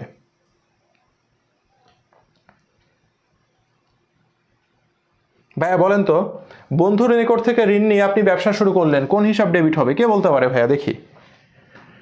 হ্যাঁ, বন্ধুর নিকট হতে ঋণ নিয়ে ব্যবসা শুরু করলে নগদান হিসাব ডেবিট হবে। Very good. এই যে দেখেন একটা প্রশ্ন দিয়েছে, দাগ কাটা চেকের মাধ্যমে পণ্য ক্রয়। খুলনা বিশ্ববিদ্যালয়ে যারা পরীক্ষা দেবেন, হ্যাঁ, এই যে দেখেন দাগ কাটা চেকের মাধ্যমে পণ্য ক্রয়। মনে রাখবেন, দাগ কাটা চেকের মাধ্যমে যদি পণ্য ক্রয় করেন আপনি, তাহলে এখানে আমাদের দাগ কাটা চেকের জন্য সবসময় ব্যাংক হিসাব লিখতে হয়। কোন হিসাব লিখতে হয়? সবসময় আমাকে ব্যাংক হিসাব লিখতে হয়, মনে থাকবে। দাগ কাটা চেকের মাধ্যমে কিনলে সবসময় আমাদের কোন হিসাব আসবে? ব্যাংক হিসাব আসবে। ঠিক আছে, আচ্ছা এই গেল। হ্যাঁ, এবার আমি কিছু জিনিস আপনাদেরকে একটু ফোকাস করি, এগুলো একটু ভালো করে বোঝার ট্রাই করবেন। আমি একটু কিছু জিনিস বলি, একটু ভালো করে বোঝার ট্রাই করেন, ঠিক আছে? দেখেন, লভ্যাংশ রিলেটেড আমরা একটু আলোচনা করব, ঠিক আছে? লভ্যাংশের ইংরেজি হচ্ছে ডিভিডেন্ড। লভ্যাংশকে ইংরেজিতে কি বলে ভাইয়া? লভ্যাংশকে ইংরেজিতে বলে ডিভিডেন্ড। কি বলে? ঠিক আছে, লভ্যাংশকে ইংরেজিতে কি বলে? ডিভিডেন্ড বলে। ক্লিয়ার? আচ্ছা, লভ্যাংশকে ইংরেজিতে বলছে আমরা ডিভিডেন্ড বলি, ঠিক আছে। এখন দেখেন, লভ্যাংশের জন্য 3টা তারিখ থাকে, লভ্যাংশের জন্য 3টা তারিখ থাকে, ঠিক আছে। লভ্যাংশ সংক্রান্ত তারিখ থাকে 3টা। কয়টা তারিখ থাকে ভাইয়া? 3টা তারিখ থাকে। লভ্যাংশ রিলেটেড তারিখ কয়টা থাকে? 3টা তারিখ থাকে। প্রথম তারিখ লভ্যাংশ ঘোষণার তারিখ, কি বললাম? লভ্যাংশ ঘোষণার তারিখ, ঠিক আছে। ওকে, এখন এই লভ্যাংশ ঘোষণার তারিখে কি করা হয়? লভ্যাংশ ঘোষণার তারিখে একটি লেনদেন হয়, সে লেনদেনটা আমাদের পরীক্ষায় আসে, সেটা হচ্ছে লভ্যাংশ ঘোষণা করা হলে সমীকরণের কি প্রভাব হবে। তাহলে লভ্যাংশ ঘোষণার তারিখে কি করা হয়? লভ্যাংশ ঘোষণা করা হয়। কি করা হয়? লভ্যাংশ ঘোষণা করা হয়। তাহলে আপনাকে বলবে লভ্যাংশ ঘোষণা করা হলো, ঠিক আছে। তাহলে এই লভ্যাংশ যদি আমি ঘোষণা করি তাহলে আমার কি হবে, ঠিক আছে ভাইয়া? দেখি, লভ্যাংশ ঘোষণা করা মানে আপনাকে কি করতে হবে বলেন তো? লভ্যাংশ দেওয়ার জন্য প্রতিশ্রুতি করতে হবে, ঠিক আছে। আমি অনেক সময় এভাবে বলি, লভ্যাংশ ঘোষণা করা, আপনি আপনার গার্লফ্রেন্ডকে ঘোষণা দিলেন যে তোমাকে আমি বিয়ে করব, তার মানে কি তার কাছে আপনি দায়বদ্ধ হয়ে থাকলেন না? তোমাকে বিয়ে দিব করব মানে কি তার সাথে আপনি কি করেছেন? কথা দিলেন যে তোমাকে আমি বিয়ে করব, রাইট? তাহলে এখন ঘটনা কি হইল দেখেন তো, এই যে লভ্যাংশ ঘোষণা করলেন, এই লভ্যাংশ ঘোষণার সাথে সাথে লভ্যাংশটা কেটে নেওয়া হবে। কই থেকে কেটে নেওয়া হবে ভাইয়া? লভ্যাংশ দেয়া হয় হচ্ছে, কই থেকে দেওয়া হয় লভ্যাংশ? লভ্যাংশ দেয়া হয় জমাকৃত মুনাফা, বা কই থেকে দিব আমরা? সংরক্ষিত মুনাফা থেকে। জমাকৃত মুনাফা বা সংরক্ষিত মুনাফা থেকে আমরা লভ্যাংশ দিব। তো যখনই আপনি ঘোষণা করবেন যে লভ্যাংশ দেয়া হইল, এই জমাকৃত বা সংরক্ষিত মুনাফাটা কি হয়ে যাবে? কমে যাবে। আর মনে রাখবেন, এই জমাকৃত বা সংরক্ষিত মুনাফাটা হচ্ছে একটি শেয়ার হোল্ডারদের ইকুইটি বা মালিকানা সত্ত্ব হিসাব, সে কারণে মালিকানা সত্ত্ব কি হবে? কমে যাবে। ক্লিয়ার ভাইয়া? এখন দেখেন, লভ্যাংশ ঘোষণা করব, ওই যে বললেন না তোমাকে আমি বিয়ে করব, তার মানে কি ওই ব্যক্তিটার কাছে আপনি কি দায়ী হয়ে আছেন না? সেরকম ভাবে লভ্যাংশ ঘোষণার সাথে সাথে উক্ত কোম্পানি তার শেয়ার হোল্ডারদের কাছে কি হয়ে থাকে? দায়ী হয়ে থাকে। সে কারণে এখানে আমরা লিখব কি? প্রদেয় লভ্যাংশ। কি লিখব? প্রদেয় লভ্যাংশ। এই প্রদেয় লভ্যাংশকে আমরা আবার কি বলতে পারি? প্রস্তাবিত লভ্যাংশ বলতে পারি, ঠিক আছে। কি বলতে পারি? প্রস্তাবিত লভ্যাংশ। প্রস্তাব দিয়ে রাখলেন আপনার কাকে? আচ্ছা, তাহলে প্রস্তাবিত লভ্যাংশ বলতে পারি, ঠিক আছে। তাহলে প্রস্তাবিত লভ্যাংশ বা প্রদেয় লভ্যাংশ নামক দায় কি হয়ে যাবে?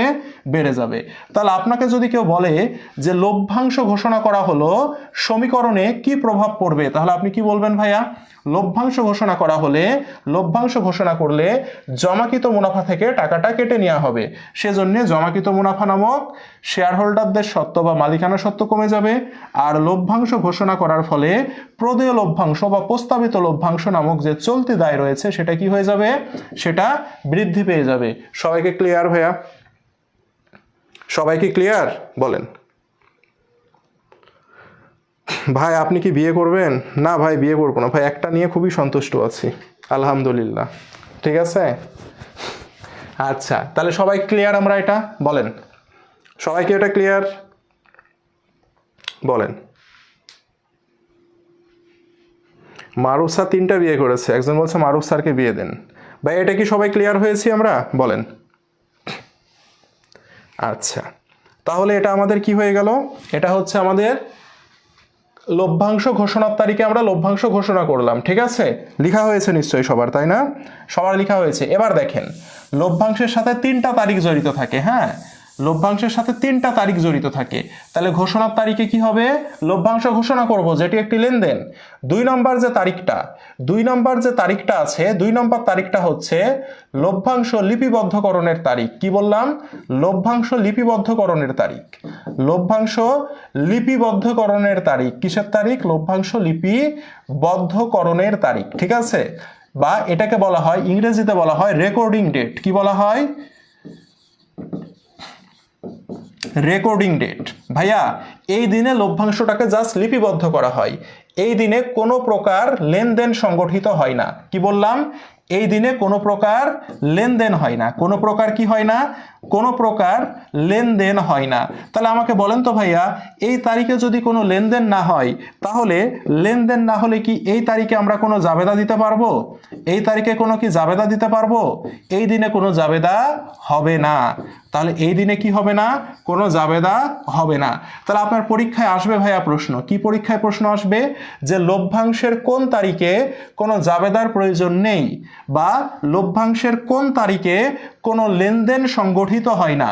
আমরা কি বলতে পারবো ভাইয়া? বলেন তো ভাইয়া, আমরা কি বলতে পারবো? সবাই কি আমরা বলতে পারবো? তাহলে আমরা কি দেখলাম ভাইয়া? Recording date. ওকে, তাহলে রেকর্ডিং ডেটে কি হয় না? রেকর্ডিং ডেটে কোনো জাবেদা হয় না। এবং কেন হয় না? কারণ এই রেকর্ডিং ডেটে কোনো কি হয় না বলেন তো ভাইয়া? কোনো লেনদেন সংগঠিত হয় না। ক্লিয়ার? আচ্ছা, এবার আসি, এটা নোট করে নেন। হ্যাঁ, এবার আসি আমরা সেটা হচ্ছে সর্বশেষ ডেট। সর্বশেষ ডেট কি ভাইয়া? সর্বশেষ ডেট হচ্ছে ভাইয়া আমাদের 3 নম্বর, তাই না? 3 নম্বরটা হচ্ছে এবার ফাইনালি বিয়ে করতে হবে। ঠিক আছে, এবার ফাইনালি কি করতে হবে বলেন তো? এবার ফাইনালি বিয়ে শাদী করতে হবে নাকি? তাহলে বিয়ে শাদী করতে হবে মানে কি? তৃতীয় ডেট অর্থাৎ তৃতীয় যে তারিখ সেটা হচ্ছে ভাইয়া লভ্যাংশ প্রদানের তারিখ। কিসের তারিখ? লভ্যাংশ প্রদানের তারিখ। ঠিক আছে, লভ্যাংশ প্রদানের তারিখ, তাই না? আচ্ছা, তাহলে লভ্যাংশ প্রদানের তারিখে কি হবে ভাইয়া? লভ্যাংশ প্রদান করতে হবে। তাহলে ওই যে ঘোষণা দিয়েছিলেন যে তোমাকে বিয়ে করব, তার মানে কি যাকে ঘোষণা দিয়েছিলেন তার কাছে দায়ী হয়েছিলেন না? এখন আপনি সত্যি সত্যি বিয়ে করে ফেলবেন, তার মানে কি দায়মুক্ত হয়ে যাবেন, তাই না? দায়মুক্ত হয়ে কি সম্পদে পরিণত হবে না? আচ্ছা, তাহলে এখন কি হবে? দায়মুক্ত হবেন। তাহলে দায়মুক্ত হওয়া মানে কি? যখন আমি দায়ী হয়েছিলাম তখন আমি কি লিখেছিলাম? তখন আমি লিখেছিলাম প্রদেয় লভ্যাংশ বা প্রস্তাবিত লভ্যাংশ, এটা লিখেছিলাম, রাইট? তাহলে এখন সেই দায়টা কি হয়ে যাবে ভাইয়া? সেই প্রদেয় লভ্যাংশ বা প্রস্তাবিত লভ্যাংশ নামক দায়টা কমে যাবে। আর লভ্যাংশ প্রদান করছেন কিসে ভাইয়া? লভ্যাংশ অবশ্যই আপনি এখন টাকায় প্রদান করছেন, সেজন্য টাকাটা কই থেকে যাবে? টাকাটা যাবে ব্যাংক থেকে, সেজন্য ব্যাংকের টাকা কি হয়ে যাবে? ব্যাংকের টাকা কমে যাবে। সবাইকে বুঝতে পেরেছি? তাহলে আমাকে বলেন যে লভ্যাংশ প্রদান করা হইলো, এটা যদি বলে তাহলে লভ্যাংশ প্রদান করলে কি হয় ভাইয়া? লভ্যাংশ প্রদান করলে দায় কমে যায় আর কি হয়ে যায়? সম্পদ কমে যায়। ঠিক আছে, এটি কোন লভ্যাংশ? যদি বলে ঘোষণাকৃত লভ্যাংশ প্রদান করা হলো। ঠিক আছে, ঘোষণাকৃত লভ্যাংশ প্রদান করা হলো। ঠিক আছে, ঘোষণাকৃত লভ্যাংশ প্রদান করা হলো বললে কি হবে ভাইয়া? যে লভ্যাংশ আমি ঘোষণা করেছিলাম সেটা যদি আমি প্রদান করি তাহলে কি হবে? আমার দায় কমে যাবে এবং ব্যাংকের টাকা কমে যাবে। সবাই ক্লিয়ার? এটা বলেন, সবাই ক্লিয়ার? তাহলে আমাদের লভ্যাংশের তারিখ কয়টা? লভ্যাংশের সাথে জড়িত তারিখ হচ্ছে 3টা। একটা হচ্ছে ঘোষণার তারিখ, নাম্বার 2 হচ্ছে লিপিবদ্ধকরণের তারিখ,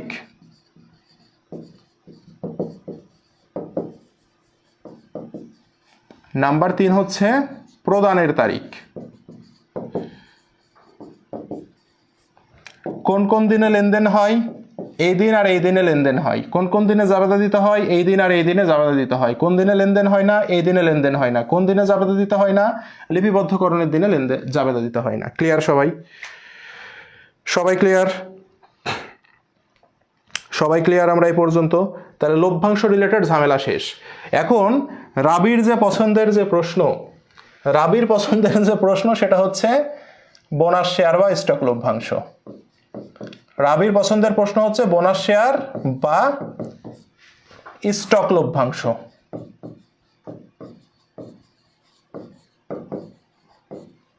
বা আমরা ইংরেজিতে বলি স্টক ডিভিডেন্ড। ঠিক আছে, এটা হচ্ছে রাবির একটা পছন্দের জিনিস, তাই না? তাহলে লভ্যাংশ আমরা দুইভাবে দিতে পারি, একটা হচ্ছে নগদ টাকায় আর একটা হচ্ছে শেয়ারের বিনিময়ে, তাই না? তাহলে স্টক লভ্যাংশ ও বোনাস শেয়ার কাকে বলে? যদি আমরা শেয়ারের বিনিময়ে লভ্যাংশ প্রদান করি। কিসের বিনিময়ে? শেয়ারের বিনিময়ে লভ্যাংশ প্রদান, তাই না? শেয়ারের বিনিময়ে লভ্যাংশ প্রদান। তাহলে শেয়ারের বিনিময়ে লভ্যাংশ প্রদান করলে তাকে আমরা কি বলি? বোনাস শেয়ার বা স্টক লভ্যাংশ বলি। ঠিক আছে ভাইয়া? এখন দেখেন এই যে আমাদের যে বোনাস শেয়ার বলি, স্টক লভ্যাংশ বলি বা স্টক ডিভিডেন্ড বলি, যেটাই বলি না কেন, এটার ফলে কি হবে, লভ্যাংশ দিয়ে আমরা কই থেকে, লভ্যাংশ দিয়ে আমরা সংরক্ষিত মুনাফা থেকে। কোথায় থেকে ভাইয়া? সংরক্ষিত মুনাফা থেকে। তাহলে সংরক্ষিত মুনাফা কি হয়ে যাবে? সংরক্ষিত মুনাফা আমার কমে যাবে, মানে মালিকানা সত্ত্ব হ্রাস পাবে। এখন কি দিয়ে আমি লভ্যাংশটা দিচ্ছি ভাইয়া? শেয়ার দিয়ে লভ্যাংশ দিচ্ছি। একটু আগে আমি বলেছি, দুনিয়াতে যে শেয়ারই আপনি দেন না কেন, দুনিয়াতে আপনি যে শেয়ারই দেন না কেন বা ইস্যু করেন না কেন, আপনার কি হয়ে যাবে ভাইয়া? আপনার শেয়ার মূলধন বেড়ে যাবে। কি বেড়ে যাবে? শেয়ার মূলধন বেড়ে যাবে। শেয়ার মূলধন বেড়ে যাওয়া মানে কি? মালিকানা সত্ত্ব বেড়ে যাওয়া। তার মানে সংক্ষেপে মনে রাখবেন যে আমি যখন বোনাস শেয়ার ইস্যু করব, আমার মালিকানা সত্ত্ব একবার কমবে, একবার মালিকানা সত্ত্ব বাড়বে। তো এটাকে আমরা সংক্ষেপে কি বলতে পারি? সংক্ষেপে আমরা বলতে পারি মালিকানা সত্ত্ব অপরিবর্তিত থাকবে। কি থাকবে? অপরিবর্তিত থাকবে, তাই না ভাইয়া? তাহলে বোনাস শেয়ারের ফলে কি হয়? মালিকানা সত্ত্ব অপরিবর্তিত থাকে। কিন্তু এর সাথে আরেকটা জিনিস লিখে রাখেন, সেটা হচ্ছে ভাইয়া, এই যে দেখেন শেয়ার মূলধন বাড়ছে না, শেয়ার মূলধন বাড়া মানে হচ্ছে শেয়ার সংখ্যা বৃদ্ধি পাবে। কি পাবে? শেয়ার সংখ্যা বৃদ্ধি পাবে, ঠিক আছে? তো এটা বলতে পারে যে স্টক লভ্যাংশের ফলে নিচের কোনটি হতে পারে? ভাইয়া মালিকানা সত্ত্ব একবার বাড়ছে একবার কমছে, এটাও হইতে পারে। আবার দেখেন শেয়ার মূলধন বাড়ছে, এটাও হইতে পারে। শেয়ার মূলধন বাড়া মানে শেয়ারের সংখ্যাও কিন্তু বৃদ্ধি পাচ্ছে, তাই না? শেয়ার ইস্যু করছি মানে কি? শেয়ার দিয়ে দিচ্ছি, তার মানে মার্কেটে আমার শেয়ারের সংখ্যা বেড়ে যাচ্ছে। ক্লিয়ার? ঠিক আছে ভাইয়া, বলেন। হ্যাঁ, একজন ট্রেজারি নিয়ে কথা বলেছে। ট্রেজারি আর এটা এক না ভাইয়া। হ্যাঁ, ট্রেজারি আর এটা এক না। ট্রেজারি মানে হচ্ছে কোম্পানি যেমন শেয়ার বিক্রি করছে সেরকম নিজের শেয়ার আবার কিনেও নিতে পারে, ঠিক আছে? তো কোম্পানি যখন নিজের শেয়ার নিজে কিনে নেয় তখন তাকে ট্রেজারি স্টক বলে। হ্যাঁ, ট্রেজারি স্টকের ফলে মালিকানা সত্ত্ব হ্রাস পায়, ঠিক আছে? ট্রেজারি স্টকের ফলে মালিকানা সত্ত্ব হ্রাস পায় বলে ট্রেজারি স্টককে বলা হয় বিপরীত মালিকানা সত্ত্ব হিসাব, ঠিক আছে? গুচ্ছ 22-23-এর প্রশ্ন, গুচ্ছ 22-23-এর প্রশ্ন। কোম্পানি যখন নিজের শেয়ার নিজে কিনে নেয় তখন তাকে কি বলে? ট্রেজারি স্টক বলে, যেটা আমরা গত ক্লাসে অলরেডি পড়াশোনা করেছি। ওকে ভাইয়া, শেয়ার সংখ্যা আরেকবার বললে ভালো হতো। শেয়ার ইস্যু করছেন না আপনি? শেয়ার ইস্যু করলে শেয়ার সংখ্যা বেড়ে যায় না? তো সেটাই বলেছি যে শেয়ার ইস্যু করলে শেয়ার সংখ্যা বৃদ্ধি পাবে, বেড়ে যাবে। হ্যাঁ, শেয়ার মূলধন বেড়ে যাচ্ছে মানে কি? শেয়ার ইস্যু করেছেন, শেয়ার ইস্যু করলে শেয়ার সংখ্যা বেড়ে যাবে। ক্লিয়ার? আচ্ছা, লভ্যাংশের বিনিময়ে শেয়ার প্রদান গেল, তাই না? এবার আসেন দেখেন, এবার আসি। এলে খুব বিরক্ত লাগে, বুঝছেন?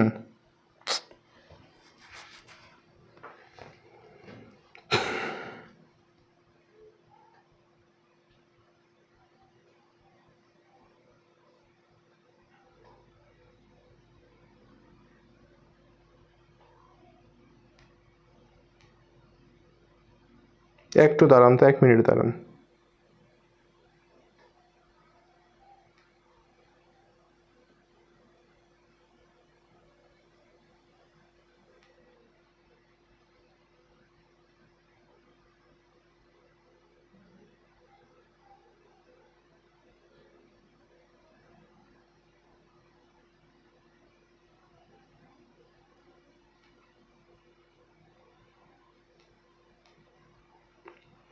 ওকে, আচ্ছা, এবার আসি আমরা। আচ্ছা দেখেন, এবার আর কিছু কিছু জিনিস আমাদের জানা লাগবে, ঠিক আছে?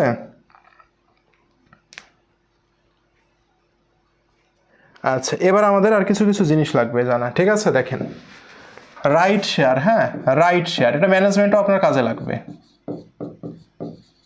রাইট শেয়ার, হ্যাঁ, রাইট শেয়ারের ইংরেজি হচ্ছে ভাইয়া অধিকার শেয়ার। কি শেয়ার ভাইয়া? অধিকার শেয়ার, ঠিক আছে? এখন রাইট মানে তো অধিকার, তাই না? আমরা পড়েছি যে বেসিক রাইট, পড়েছি না ভাইয়া? আমরা পড়েছি যে বেসিক রাইট। ওকে, এখন রাইট শেয়ারের কাজ কি? রাইট শেয়ার মানে আপনাকে প্রথমে মনে রাখতে হবে রাইট শেয়ার হচ্ছে একটি সাধারণ শেয়ার। কি শেয়ার ভাইয়া? সাধারণ শেয়ার। মানে সাধারণ শেয়ার ইস্যু করলে যা হয় রাইট শেয়ার ইস্যু করলেও তা হয়। তাহলে আমরা একটু জানি তো ভাইয়া যে সাধারণ শেয়ার ইস্যু করলে কি হয়। আমরা বলেছি ভাইয়া শেয়ার ইস্যু করলে চোখ বন্ধ করে শেয়ার মূলধন বৃদ্ধি করে দিবেন। কি বলেছি? দুনিয়ার যে শেয়ারই আসুক না কেন সেই শেয়ার যদি আমি বিক্রি করি বা ইস্যু করি তাহলে আমার কি হয়ে যাবে ভাইয়া? তাহলে আমার শেয়ার মূলধন বেড়ে যাবে। শেয়ার মূলধন বেড়ে গেল। ওকে, এখন কিসের বিনিময়ে ইস্যু করছেন? যদি কিছু না বলা থাকে তাহলে আপনি অবশ্যই ব্যাংকের বিনিময়ে ইস্যু করছেন, মানে টাকার বিনিময়ে। সেজন্য আপনার কি হয়ে যাবে ভাইয়া? ব্যাংক হিসাব বেড়ে যাবে। ক্লিয়ার? তাহলে সাধারণ শেয়ার ইস্যু করলে কি হয়? ব্যাংক হিসাব বেড়ে যাবে, শেয়ার মূলধন বেড়ে যাবে। ওকে ভাইয়া, আমি কি বলেছি? রাইট শেয়ার আর বোনাস শেয়ারের কাজ একই।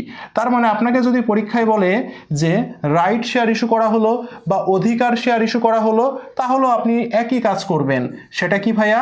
টাকার বিনিময়ে আমি ইস্যু করছি, সেজন্য আমার ব্যাংক হিসাব বেড়ে যাবে। আর কি হয়ে যাবে ভাইয়া? শেয়ার ইস্যু করলে ভাইয়া বলেছে দুনিয়াতে যে শেয়ারই ইস্যু করেন না কেন আপনার কি হবে ভাইয়া? আপনার শেয়ার মূলধন বেড়ে যাবে। একই কাজ হইল। তাহলে ভাইয়া আমি তো এই রাইট শেয়ারকে সাধারণ শেয়ারও বলতে পারতাম, কিন্তু না বলে সেটাকে আমি রাইট কেন বলছি? তার কারণ হচ্ছে রাইট শেয়ারের একটি বৈশিষ্ট্য আছে। সেটা কি? রাইট শেয়ার শুধুমাত্র বিদ্যমান শেয়ার হোল্ডার, কি শেয়ার হোল্ডার? বিদ্যমান বা বর্তমান শেয়ার হোল্ডারদের নিকট বিক্রয় করা হয়। কার নিকট? বিদ্যমান বা বর্তমান শেয়ার হোল্ডারদের নিকট বিক্রয় করা হয়। ঠিক আছে, নিকট বিক্রয় করা হয়। মনে থাকবে? মনে থাকবে? বলেন। ক্লিয়ার সবাই? ঠিক আছে, আপনার অনেক ভালোবাসা, ঠিক আছে, আপনার অনেক ভালোবাসা, আপনার 10টা গার্লফ্রেন্ড আছে, হ্যাঁ, তো এখন আপনার অনেক এই ভালোবাসা 10টা গার্লফ্রেন্ডের মধ্যে যদি ছড়িয়ে দেন তাহলে এই 10টা গার্লফ্রেন্ডকে আপনি কি দিলেন? রাইট দিলেন, তাই না? আর আপনার অনেক যে ভালোবাসা, সারা বিশ্বের নারীকুলকে বঞ্চিত করলেন, ঠিক আছে, তো সবাইকে বঞ্চিত করে ওই 10 জনকে কি দিচ্ছেন? অধিকার দিচ্ছেন। তার মানে এই ঘটনাটাও হচ্ছে এরকম যে রাইটটা শুধুমাত্র আপনার বর্তমান যারা শেয়ার হোল্ডার আছে কোম্পানিতে তাদেরকে দিচ্ছেন, তাদের নিকট বিক্রি করছেন। ওকে, আর এই যে সাধারণ শেয়ার, এই সাধারণ শেয়ারটা আপনি চাইলে দুনিয়ার সবার কাছে বিক্রি করতে পারেন। বোঝা গেছে? তাহলে রাইট শেয়ার এবং সাধারণ শেয়ারের পার্থক্য বোঝা গেছে ভাইয়া? বলেন। আমার খুব মেজাজ খারাপ হচ্ছে। কেউ কল দিচ্ছে হোয়াটসঅ্যাপে, কেউ দিচ্ছে পেজে মেসেজ, কেউ দিচ্ছে ফোনে কল। ঠিক আছে, একজন বলছে পিডিএফটা কোথায় পাবো? পিডিএফটা দেন, আমার মাথায় পাবেন পিডিএফটা। ক্লাস শেষে টেলিগ্রাম গ্রুপ আছে বা এই গ্রুপে পোস্ট করে দেওয়া হয়। হ্যাঁ, আমি আবারও বলি, সেটা হচ্ছে আমাদের গ্রুপের অ্যাডমিন আছে, ম্যানেজার শাহিন। ঠিক আছে, শাহিনকে নক দিবেন কোনো সমস্যা হলে, তাহলে সে সলভ করে দিবে। ঠিক আছে, তাহলে আমরা বুঝতে পেরেছি ভাইয়া, right share bonus share, right share issue করা হয় কাদের কাছে? বিদ্যমান বা বর্তমান শেয়ার হোল্ডারদের কাছে। রাইট শেয়ার ইস্যু করলে সমীকরণের যে প্রভাব হবে, সাধারণ শেয়ার ইস্যু করলেও সমীকরণের সে প্রভাবই হবে। ঠিক আছে ভাইয়া? ক্লিয়ার?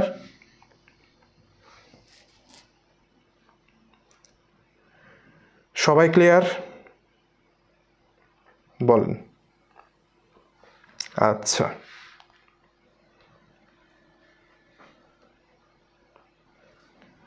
ঠিক আছে।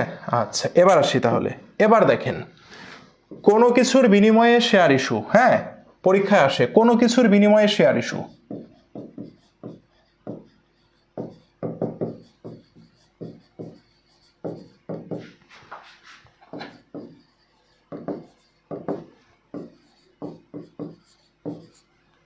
ভাইয়া কেমন? যদি আপনাকে বলে শেয়ার ইস্যুর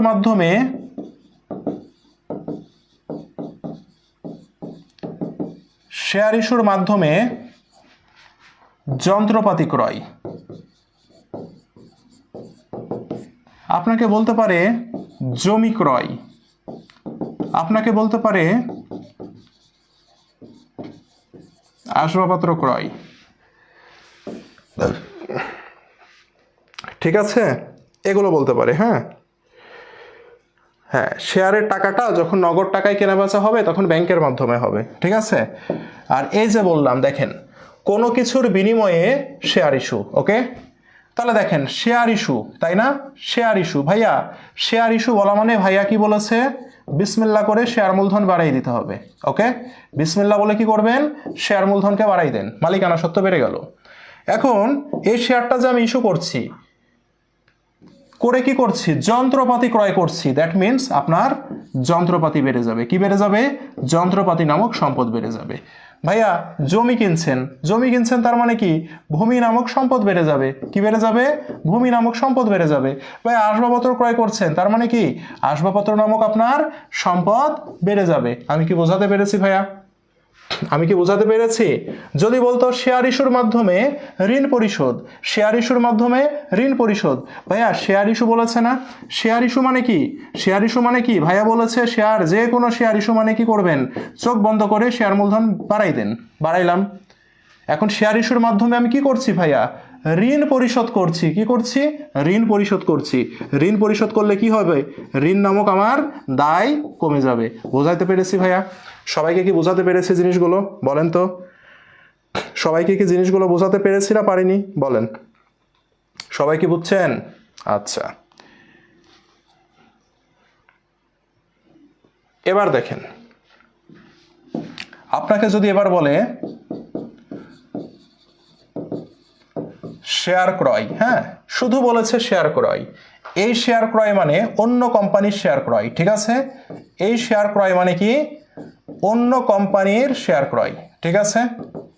এই শেয়ার ক্রয় মানে কি? অন্য কোম্পানির শেয়ার ক্রয়, ঠিক আছে? আপনাকে বলেছে ঋণপত্র ক্রয়। কি বলেছে ভাইয়া? আপনাকে বলেছে ঋণপত্র ক্রয়, ওকে? আপনাকে বলেছে সেভিং সার্টিফিকেট ক্রয়। কি ক্রয়? সেভিং সার্টিফিকেট ক্রয়।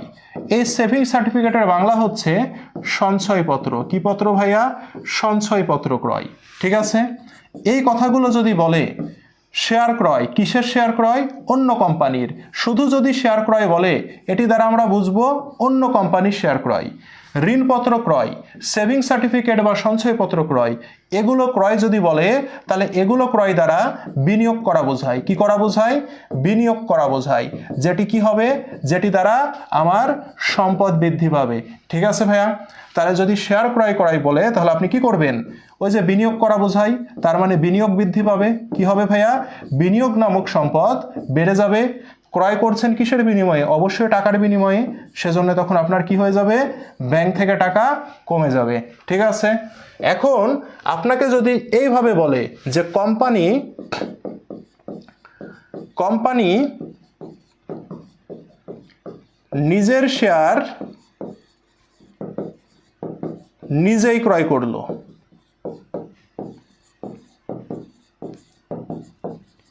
ঠিক আছে? তখন কিন্তু তাকে আমরা বিনিয়োগ বলবো না, তখন আমি তাকে বলবো কি? তখন আমি তাকে বলবো ট্রেজারি স্টক বলবো। কি বলবো? ট্রেজারি স্টক বলবো। বুঝতে পেরেছেন?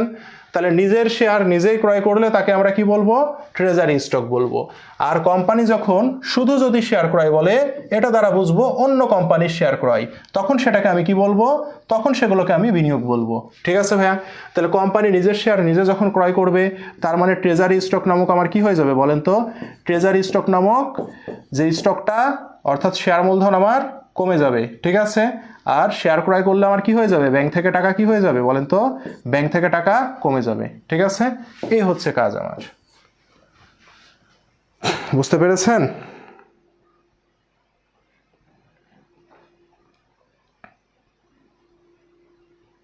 সবাই বুঝতে পেরেছেন ভাইয়া?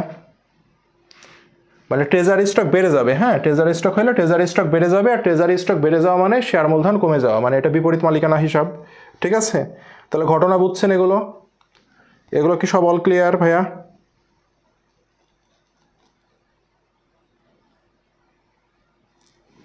ওকে, এরপরে আসি।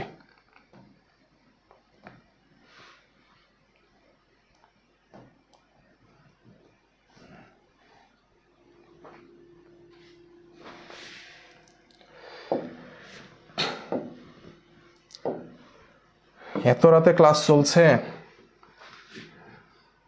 যাদের ক্লাস করার তাদের রাত আর দিন বলে কিছু নাই। হ্যাঁ, দেখেন, ইম্পর্টেন্ট একটা প্রশ্ন সলভ করি, বাট্টা নিয়ে আমরা একটু আলোচনা করি। হ্যাঁ, আমরা একটু বাট্টা নিয়ে আলোচনা করি এখন, ঠিক আছে?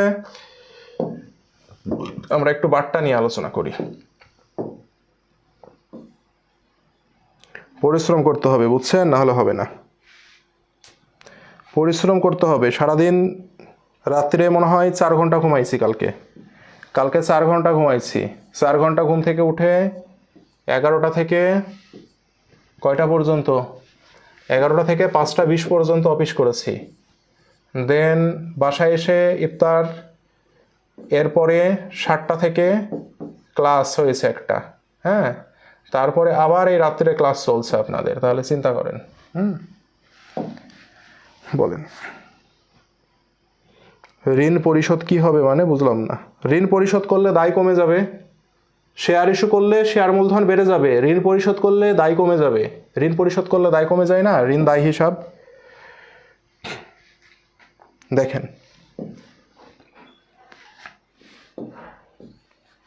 এক নম্বর প্রশ্ন, মিস্টার রায়হান 7.5% কারবারি বাট্টা ও 2.5% নগদ বাট্টায় রিটাস লিমিটেড থেকে একটি পণ্য ক্রয় করে, যাতে নগদ বাট্টার পরিমাণ ছিল 150 টাকা।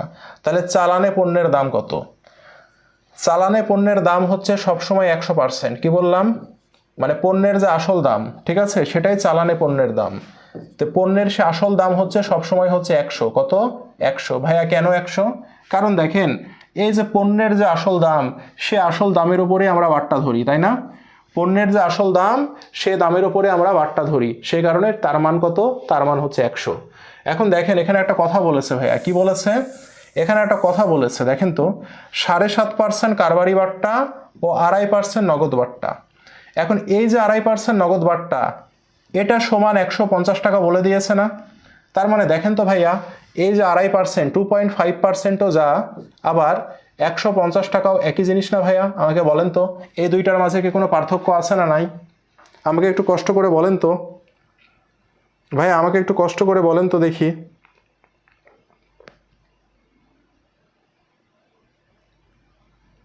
ভাইয়া আমাকে একটু কষ্ট করে বলেন তো দেখি, কে বলতে পারে? বলেন। তাহলে আমাকে বলেন, এই দুইটা কি সমান না সমান না? এই দুইটা কি সমান না সমান না? বলেন। 2.5% নগদ বাট্টা আর সেই নগদ বাট্টা 150, তার মানে কি 2.5% মানে 150 টাকা কি 150 টাকা নয়? বলেন তো ভাইয়া, তাই না? 2.5% মানেই তো 150 টাকা, নাকি না 150 না? বলেন। তাহলে 2.5% মানে যদি 150 হয়, তাহলে আমি একটা জিনিস শেখাইছিলাম, এটা আর এটা একই জিনিস, তাই না? টাকাটা থাকবে ওপরে, 150 হচ্ছে টাকা, ভাগ দিব কি দিয়ে? সেটার পার্সেন্ট দিয়ে, ঠিক আছে? তাহলে নগদ বাট্টাকে নগদ দিয়ে ভাগ দিলাম, একই জিনিস দিয়ে ভাগ দিয়েছি। আমার লাগবে চালানে পণ্যের দাম কত? চালানে পণ্যের দাম হচ্ছে 100। কত? 100। গুণ দেবো 100 দিয়ে।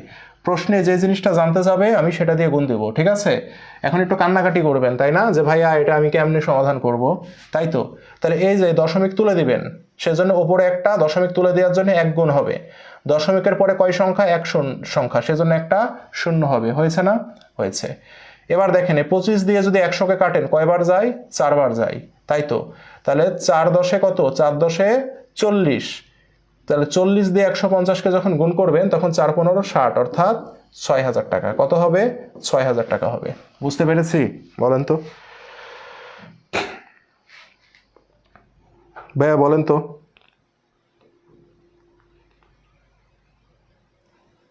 সবাই কি বুঝতে পেরেছেন না পারেননি?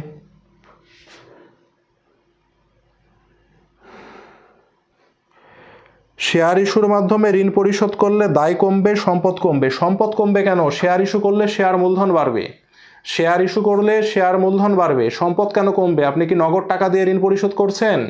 নগদ টাকা দিয়ে ঋণ পরিশোধ করলে নগদ কমবে, সম্পদ কমবে। তখন শেয়ার ইস্যুর মাধ্যমে ঋণ পরিশোধ করছেন, বারবার বলছি, শেয়ার ইস্যু করলে শেয়ার মূলধন বাড়বে, শেয়ার ইস্যু করলে শেয়ার মূলধন বাড়বে। এখন এই শেয়ার ইস্যু দিয়ে আপনি যদি আপনার প্রিয়জনকে হত্যাও করেন শেয়ার ইস্যুর মাধ্যমে, তারপরেও আপনার কি হবে বলেন? তারপরেও শেয়ার মূলধন বাড়বে। বোঝা গেছে ভাইয়া? বুঝতে পেরেছেন? চিপি চিপি চাপা চাপা, আপনি কে আপনার আইডির নাম চেঞ্জ করবেন, নাহলে আপনাকে গ্রুপ থেকে বের করে দেবো। বুঝতে পেরেছেন? এই যে চিপি চিপি চাপা চাপা যে আইডি, সে আপনার আইডির নাম চেঞ্জ করবেন, নাহলে বের করে দেবো গ্রুপ থেকে। এটা কি সবাই ক্লিয়ার হয়েছি? এটা কি সবাই ক্লিয়ার হয়েছি? ইস্যু মানে বিক্রি, হ্যাঁ, ঠিক আছে স্যার। শেয়ার তলবটা বোঝাই দেন, শেয়ার তলবের ক্লাসে আসি বোঝাই দেবো। হ্যাঁ, আমার ক্লাসে আমি যে নিয়মে যাই সেই নিয়মে ধৈর্য ধরেন, যেদিন ক্লাস শেষ হবে সেদিন দেখবেন আপনার মনে আর কোনো প্রশ্ন থাকবে না, ঠিক আছে? তো প্রতিটার একটা সময় আছে। আচ্ছা, দেখেন মিস্টার রায়হান 7.5% কারবারি বাট্টার ও 2.5% নগদ বাট্টায় একটি পণ্য ক্রয় করে যাতে নগদ বাট্টার পরিমাণ ছিল 150 টাকা। দেখেন, এটা হচ্ছে নগদ বাট্টার হার, 2.5% হচ্ছে নগদ বাট্টার হার, আর এটা হচ্ছে নগদ বাট্টার টাকা। তার মানে কি, কোনো একটি টাকার উপরে 2.5% ধরলেই টাকাটা কত হবে? 150 হবে, তাই না? তার মানে আমরা বলতে পারি 150 টাকা সমান কত? 2.5%। বলতে পারি না? এটাও নগদ বাট্টা, এটাও নগদ বাট্টা, এটা হচ্ছে হারে পার্সেন্টেজে আর এটা হচ্ছে টাকায়, কিন্তু দুইটা হচ্ছে একই জিনিস, রাইট? আচ্ছা, এবার দেখি চালানে পণ্যের দাম কত। পণ্যের দাম হচ্ছে সবসময় 100% হয়। কত পার্সেন্ট? 100% হয়। কত পার্সেন্ট হয়? 100% হয়। কেন? কারণ পণ্যের দামের উপরে আমরা পার্সেন্টেজটা করি, তাই না? তো যার উপরে পার্সেন্টেজ করা হয় তার মান 100। আজকের ক্লাসে বলে দিলাম, যত পার্সেন্টেজের ম্যাথ দেখবেন যার উপরে পার্সেন্টেজ করা হয় তার মান 100। যারা পুরাতন স্টুডেন্ট তারা নিশ্চয়ই জানেন। এখন দেখেন, এই যে 150 মানে যে আড়াই, 150 আর আড়াই এই দুইটার মধ্যে কোনো পার্থক্য নয়। টাকাটা রাখবেন ওপরে, আর কোনো পার্সেন্টেজ যদি থাকে সেটাকে রাখবেন নিচে। দিলাম, তাহলে একই জিনিস দিয়ে একই জিনিসকে আমি কি করেছি? ভাগ করেছি। গুণ দিব কি দিয়ে? গুণ দিব যেটার মান জানতে চাচ্ছে সেটা দিয়ে গুণ দিব। জানতে চাচ্ছে চালানে পণ্যের দাম কত। চালানে পণ্যের দাম হচ্ছে 100। কত? 100। কেন? কারণ চালানে পণ্যের দামের উপরে বাট্টা ধরা হয়, যার উপরে বাট্টা ধরা হয় তার মান 100। তো যেটার মান জানতে চাবে সেটা দিয়ে আমি গুণ লাগাবো। এবার কাটাকাটি করেন, এই দশমিক তুললে বিপরীত পাশে একটা 1 বসবে, দশমিকের পরে জয়টা সংখ্যা অতটা শূন্য বসবে। কাটাকাটি করেন, 25 দিয়ে 100কে কাটলে 4 হয়, 4 দিয়ে 10কে গুণ লাগান, 4 10 40, আর এই 40 দিয়ে 150কে গুণ লাগালে কত হবে? 4 15 60, অর্থাৎ 60 6000, দুইটা শূন্য 6000। না, কারবারি বাট্টার কাজ নাই। পরে যাই। পরে দেখেন বাট্টা নিয়ে প্রশ্ন দিয়েছে, এগুলো আপনি পরীক্ষায় কমন পাবেন। হ্যাঁ, বাট্টা থেকে প্রশ্ন আসে, গুচ্ছ অথবা রাবিতে একটা বাট্টা থেকে প্রশ্ন আপনি পাবেন। একটি ব্যবসা প্রতিষ্ঠান 2/10, 2/10 মানে কি?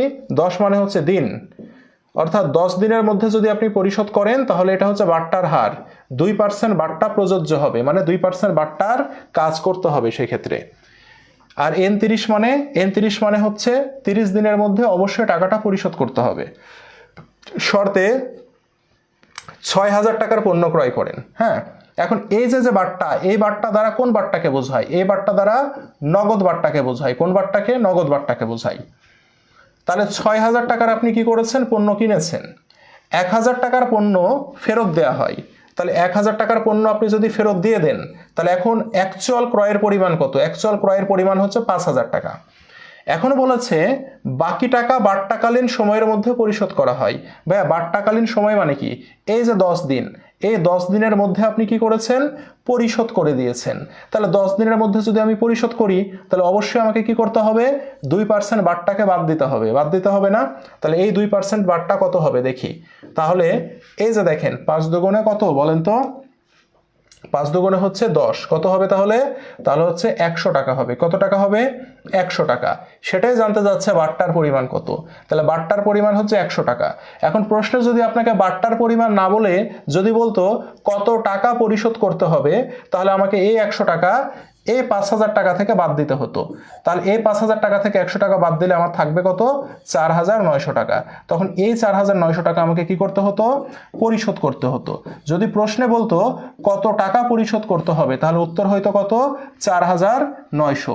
কিন্তু বলেছে বাট্টার পরিমাণ কত, সে কারণে জাস্ট নেট যে অ্যামাউন্টটা, অর্থাৎ ফেরত বাদ দেওয়ার পরে যে অ্যামাউন্ট, ওটার উপরে 2% ধরলে আমি উত্তর পেয়ে যাচ্ছি। ক্লিয়ার সবাই?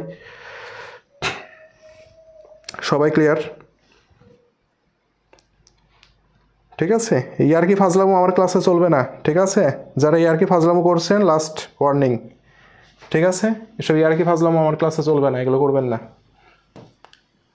দেখেন,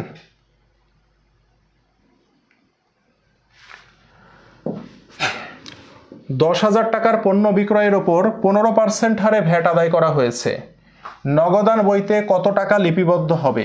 ভাই, একটা জিনিস ভালো করে বুঝেন তো, এই যে 10,000 টাকার পণ্য, তাই না? 10,000 টাকার পণ্য বিক্রয়ের ওপর 15% ভ্যাট আদায় করেছেন। এখন এই 15% ভ্যাট কি 10,000 টাকার মধ্যে অন্তর্ভুক্ত আছে? দেখেন এখানে কিন্তু ভ্যাট সহ বলা নাই।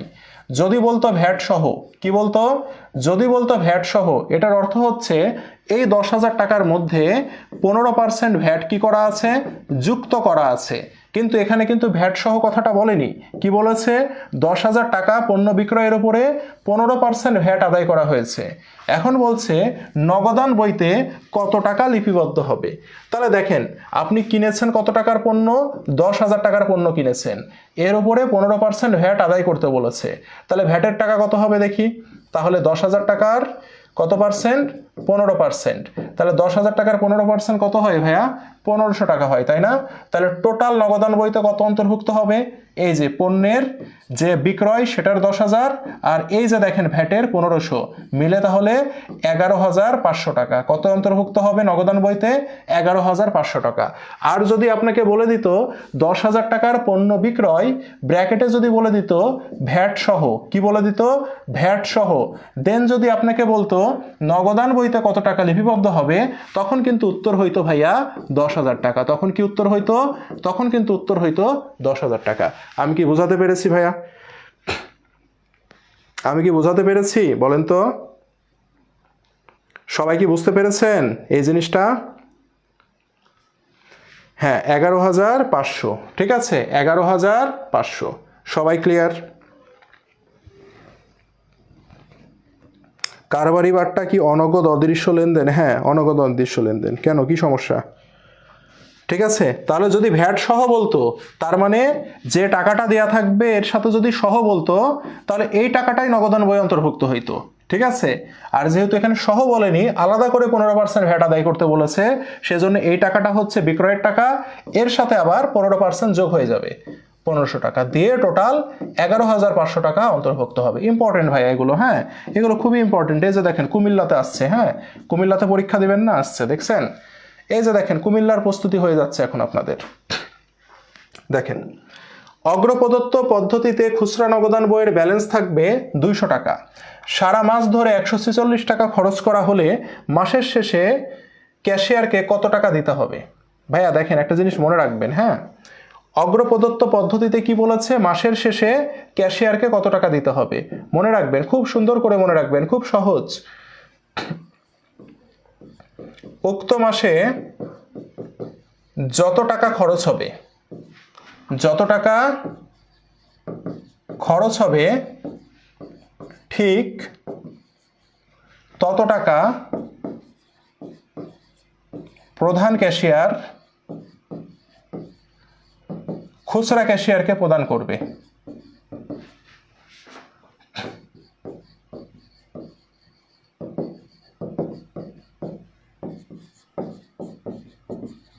আমার কথা কি ক্লিয়ার ভাইয়া? তাহলে এটার উত্তর কত হবে বলেন? অগ্র প্রদত্ত পদ্ধতিতে একটি মাসে যত টাকা খরচ হবে ঠিক তত টাকাই প্রধান ক্যাশিয়ার খুচরা ক্যাশিয়ারকে প্রদান করবে। ক্লিয়ার ভাইয়া? আমার কথা ক্লিয়ার? তাহলে আমাকে বলেন তো এই মাসে খরচ হয়েছে কত টাকা? 146 টাকা খরচ হয়েছে, তাই না? তাহলে মাসের শেষে ক্যাশিয়ারকে কত টাকা দিতে হবে? ঠিক যত টাকা খরচ হয়েছে এই 146 টাকাই দিতে হবে। তাহলে উত্তর কত হবে? 146 টাকা। এর সাথে আরেকটা জিনিস মনে রাখবেন, অগ্র প্রদত্ত পদ্ধতিতে প্রারম্ভিক হাতে নগদ, কি বললাম? প্রারম্ভিক হাতে নগদ সমান সমাপনী হাতে নগদের সমান হবে। ঠিক আছে, অর্থাৎ প্রারম্ভিক হাতে নগদ সমাপনী হাতে নগদের সমান হবে। এই অঙ্কে যদি আপনাকে বলতো খুচরা নগদান বইয়ের ব্যালেন্স থাকবে 200 টাকা, ঠিক আছে, এখন আপনাকে যদি বলতো উক্ত মাসের প্রথমে, কি বলতো, উক্ত মাসের প্রথমে কত টাকা ব্যালেন্স ছিল, প্রথমে কত টাকা ব্যালেন্স ছিল, তাহলে উত্তর কি হতো বলেন তো? ঠিক আছে, অগ্রপ্রদত্ত পদ্ধতিতে খুচরা নগদান বইয়ের ব্যালেন্স থাকবে 200 টাকা, ব্যালেন্স থাকবে, দ্যাট মিনস এটি সমাপনী ব্যালেন্সের কথা বলেছে। সমাপনী ব্যালেন্স থাকবে কত টাকা? 200 টাকা। এখন এই অঙ্কে যদি আপনাকে বলতো উক্ত মাসের প্রথমে কত টাকা ব্যালেন্স থাকতো, তাহলে উত্তর কি হইতো বলেন তো ভাইয়া? তাহলে উত্তর কত হইতো বলেন? তাহলে আমি কি বলেছি, প্রারম্ভিক হাতে নগদ সমাপনী হাতে নগদের সমান হবে, দ্যাট মিনস এই 200 টাকাই হইতো, তাই না ভাইয়া? বলেন তো। Very good. তাহলে এগুলো একটু এক্সেপশনাল প্রশ্ন, আসে না কিন্তু হুট করে দিয়ে দিতে পারে। ঠিক আছে, দেখেন এই যে দেখেন লভ্যাংশ ঘোষণা হইল, দেখছেন পড়াইলাম না আজকে? লভ্যাংশ ঘোষিত হলে জাবেদা হবে কি? লভ্যাংশ ডেবিট, নগদান ক্রেডিট ঘোষণা হলে এটা হয়, প্রস্তাবিত ডেবিট হয়, কোনো জাবেদা হবে না? অবশ্যই জাবেদা হবে। কি জাবেদা হবে বলেন, কি জাবেদা হবে? লভ্যাংশ ডেবিট, প্রদেয় লভ্যাংশ ক্রেডিট, তাই না? এখন এখানে লভ্যাংশ ডেবিট দিয়েছে কেন? আমরা কি পড়লাম? আমরা পড়লাম জমাকৃত মুনাফা পড়েছি, তাই না ভাইয়া? তাহলে এই জমাকৃত মুনাফা যেহেতু নাই, সেহেতু এখানে জমাকৃত মুনাফা লভ্যাংশ দেওয়ার ফলে জমাকৃত মুনাফা কমে যাচ্ছে। তো সেজন্য আপনি এখানে জমাকৃত মুনাফার বদলে লভ্যাংশকে ডেবিট করতে পারবেন, কোনো সমস্যা নাই। কেন? কারণ এই লভ্যাংশটাও একটি বিপরীত মালিকানা সত্ত্ব হিসাব, তাই না? সেজন্য এটাকে আপনি করতে পারবেন, কোনো প্রবলেম নাই। তাহলে জমাকৃত মুনাফা ডেবিট, প্রদেয় লভ্যাংশ ক্রেডিট পড়েছিলাম। জমাকৃত মুনাফা যেহেতু অপশনে নাই, লভ্যাংশ যেহেতু ঘোষণা করছি, তার মানে লভ্যাংশ নামে একটি হিসাব আসবে, লভ্যাংশ ডেবিট, প্রদেয় লভ্যাংশ ক্রেডিট হবে উত্তর। ক্লিয়ার ভাইয়া? সবাই ক্লিয়ার? পরে যাই, দেখেন এই যে দেখেন, ইম্পর্টেন্ট ইম্পর্টেন্ট ভাইয়া, very very important, very very important. দেখেন দেখেন কি বলেছে, একটি লেনদেন মোট সম্পত্তি ও মোট দায় উভয়ই 10,000 টাকা হ্রাস করে। লেনদেনটি কোনটি হবে বলেন? সম্পত্তিও হ্রাস করবে, দায়ও হ্রাস করবে। নগদে 10,000 টাকা মূল্যের প্রিন্টার ক্রয়, নগদে প্রিন্টার ক্রয় করলে প্রিন্টার নামক সম্পদ বৃদ্ধি পাবে, আর নগদ কি হয়ে যাবে? কমে যাবে। তাহলে এটা উত্তর হবে না। 10,000 টাকা মূল্যের সম্পত্তি আগুনে বিনষ্ট হয়েছে, আগুনে বিনষ্ট হইলে কি হয়ে যায়? ক্ষতি হয়ে যায়, মালিকানা সত্ত্ব কমে যাবে আর সম্পদ কমে যাবে। তাহলে এটা উত্তর হবে না। 10,000 টাকার ব্যাংক ঋণ পরিশোধ করা হলো। ভাইয়া ব্যাংক ঋণ যদি আপনি পরিশোধ করেন তাহলে দায় কি হয়ে যাবে?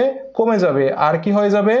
টাকা কমে যাবে, কারণ এবার টাকা দিয়ে পরিশোধ করেছেন, এখানে শেয়ার ইস্যুর মাধ্যমে বলেনি, তার মানে আপনি টাকা দিয়ে পরিশোধ করেছেন। তাহলে দেখেন তো, দায়ও কমে যাচ্ছে, সম্পদও কমে যাচ্ছে, এটাই চেয়েছে। সম্পদ ও দায় কমে যাবে কোনটি দ্বারা? উত্তর গ। পাওনাদার থেকে পাওয়া গেল, পাওনাদার থেকে কি টাকা পাওয়া যায়? ভাইয়া বলেন তো, পাওনাদারের কাছ থেকে কি টাকা পাওয়া যায়? এটি তো কোনো লেনদেনই না। পাওনাদারকে টাকা দিতে হয়, টাকা পাওয়া যায় দেনাদারের কাছ থেকে। ভাইয়া বলেন তো, পাওনাদার থেকে কি টাকা পাওয়া যায় কখনো? এই লেনদেনটাই ভুল, এটি কখনো লেনদেন হতে পারে না। এখন বলেছে বাকিতে পণ্য ক্রয়, বাকিতে পণ্য ক্রয় করলে আমাদের কি হয়? ক্রয়ের ফলে মালিকানা সত্ত্ব কমে যাবে আর বাকিতে ক্রয়ের ফলে দায় বেড়ে যাবে, তাই না ভাইয়া? বলেন।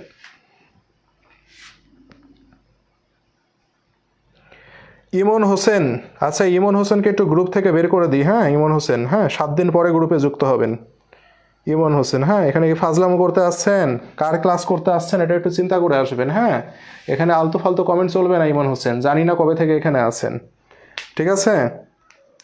আপনি জানেন না যে এখানে কবে থেকে ক্লাসে আছেন, আপনি হয়তো জানেন না। হ্যাঁ এগুলো ফাজলামো চলবে না। এ রাত 1টার সময় সারাদিন রোজা থেকে সব কিছু সামলাই রাত 12টা 12:30টার সময় ক্লাস নিচ্ছি। এখানে মজা ফাজলামো করার জিনিস না। জালতু ফালতু এক টিচার এসে ক্লাস নিচ্ছে, একটু যাই যে একটা কমেন্ট করে আসি, একটু ভাব দেখাই আসি, এসব ভাব চলবে না, ঠিক আছে? এরকম অনেক ইমন হোসেনকে দেখে আসছি, ঠিক আছে? এবং এইসব ইমন হোসেনের গতি প্রকৃতি সব জানি, ওকে? তো এগুলো এখানে দেখাইতে আসেন না ইমন হোসেন, ঠিক আছে? আপনার মতো প্রচুর ইমন হোসেন প্রতি বছর দেখি। তো এগুলো এখানে করতে আসবেন না, ঠিক আছে? এগুলো এখানে করা যাবে না, ঠিক আছে? এগুলো যেখানে সুন্দর করে রাত 12:30 1টার সময় যেখানে জমে এসব গল্প, সেখানে যে জমাবেন, ওকে?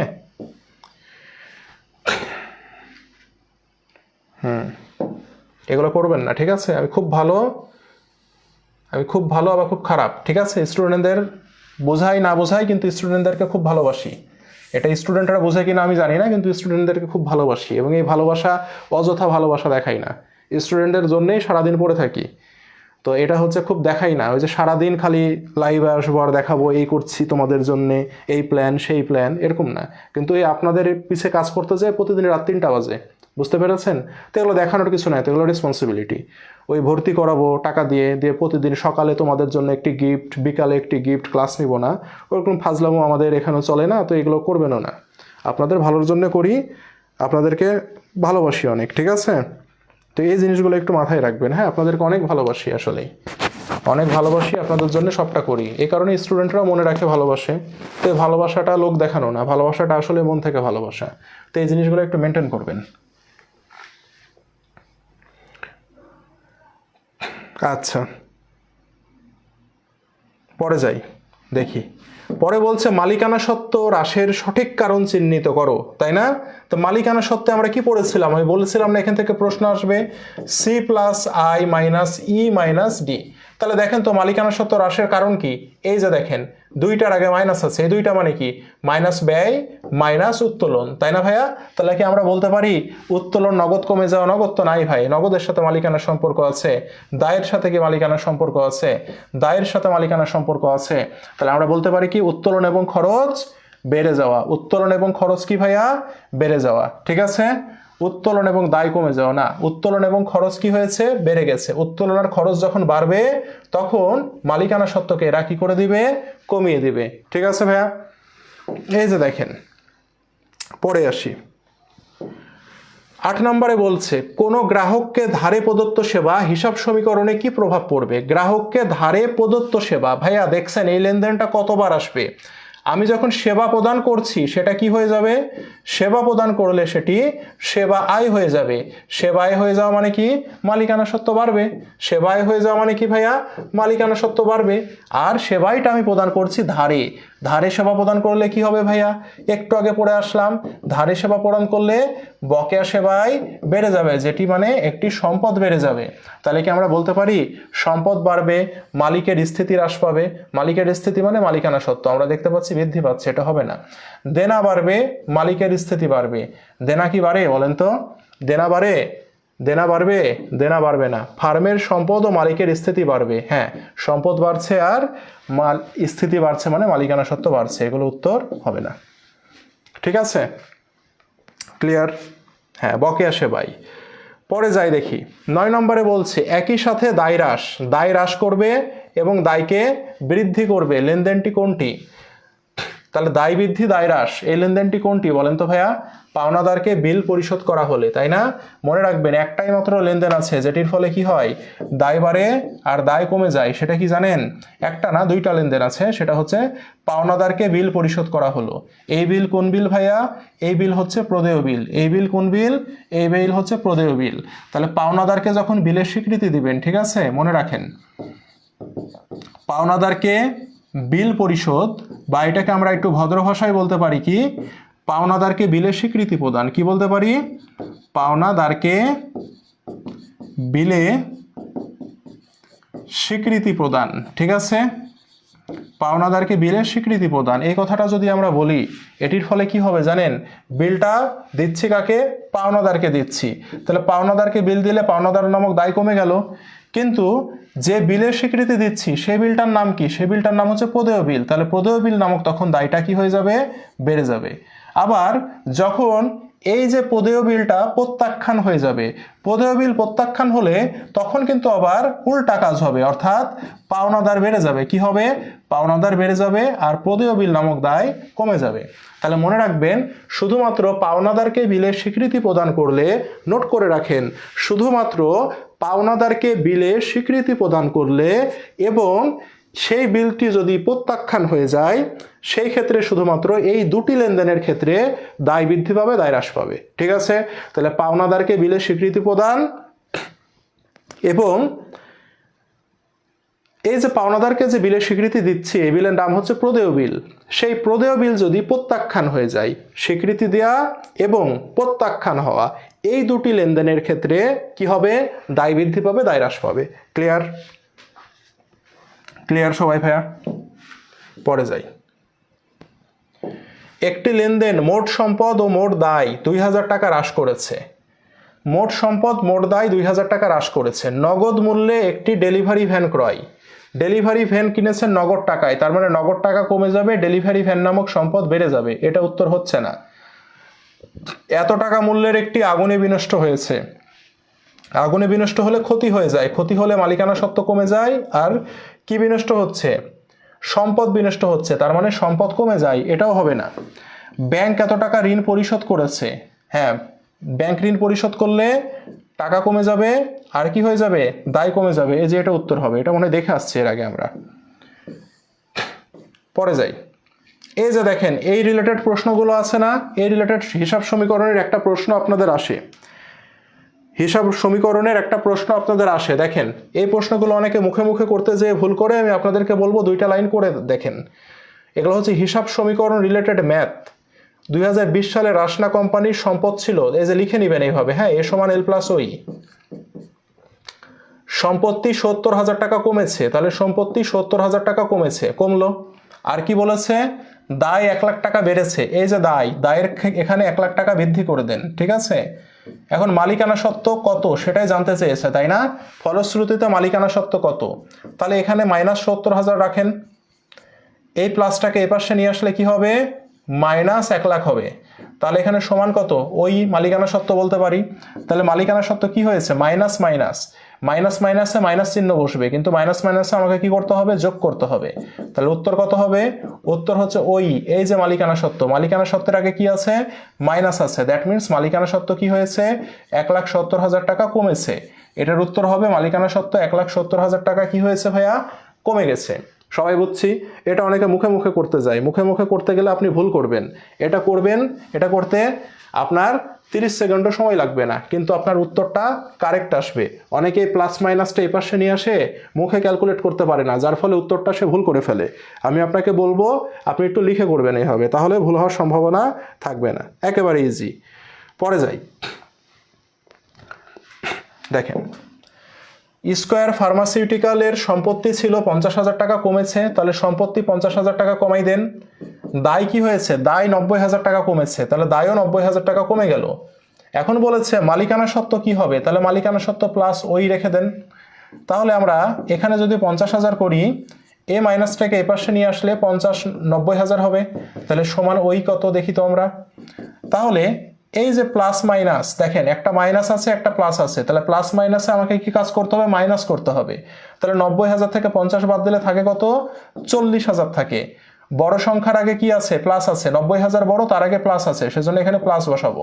তাহলে ওই সমান কি, প্লাস 40,000। তার মানে মালিকানা সত্ত্ব 40,000 টাকা বৃদ্ধি হয়েছে বা বৃদ্ধি পেয়েছে। সবাই বুঝছি ভাইয়া। এরপরে দেখেন রাবি 19-20 আসা প্রশ্ন, ঠিক আছে। রাবি 19-20 আসা প্রশ্ন খুব ভালো করে বুঝতে হবে, হ্যাঁ। দেখেন ব্যাংক ঋণ 60,000 টাকা, প্রারম্ভিক মূলধন 1 লাখ টাকা, আয় এত টাকা, বেতন প্রদান এত টাকা। উল্লিখিত তথ্য হতে হিসাব সমীকরণ ব্যবহার করে মোট সম্পত্তির পরিমাণ নির্ণয় করো, ঠিক আছে। ভাইয়া দেখেন তো এখানে কি কোনো সম্পদের জের দেয়া আছে, এই অঙ্কে আমরা দেখতে পাচ্ছি একটি দায়ের জের দেয়া আছে, প্রারম্ভিক মূলধন দেয়া আছে, আয় দেয়া আছে, বেতন নামক ব্যয় দেয়া আছে। এখন আপনাকে বলছে সম্পত্তি কত হবে। তাহলে আমরা যদি এখানে যদি প্রারম্ভিক মূলধন না বলে শুধু যদি মূলধন দিত, তাহলে কিন্তু আমি বের করে ফেলতে পারতাম। যেহেতু তারা এখানে প্রারম্ভিক মূলধন দিয়েছে, তো সেই ক্ষেত্রে আমাকে একটা কাজ করতে হবে। কি কাজ করতে হবে জানেন, দেখেন ওই, হ্যাঁ, এই ওই মানে কি আমাকে জানতে হবে। ওই মানে কিন্তু সমাপনী মূলধন। কি মূলধন ভাইয়া, ওই মানে সমাপনী মূলধন, ঠিক আছে। ওইকে ভাঙলে আমরা পাই কি, ওইকে ভাঙলে আমরা পাই হচ্ছে মূলধন পাই, তাই না।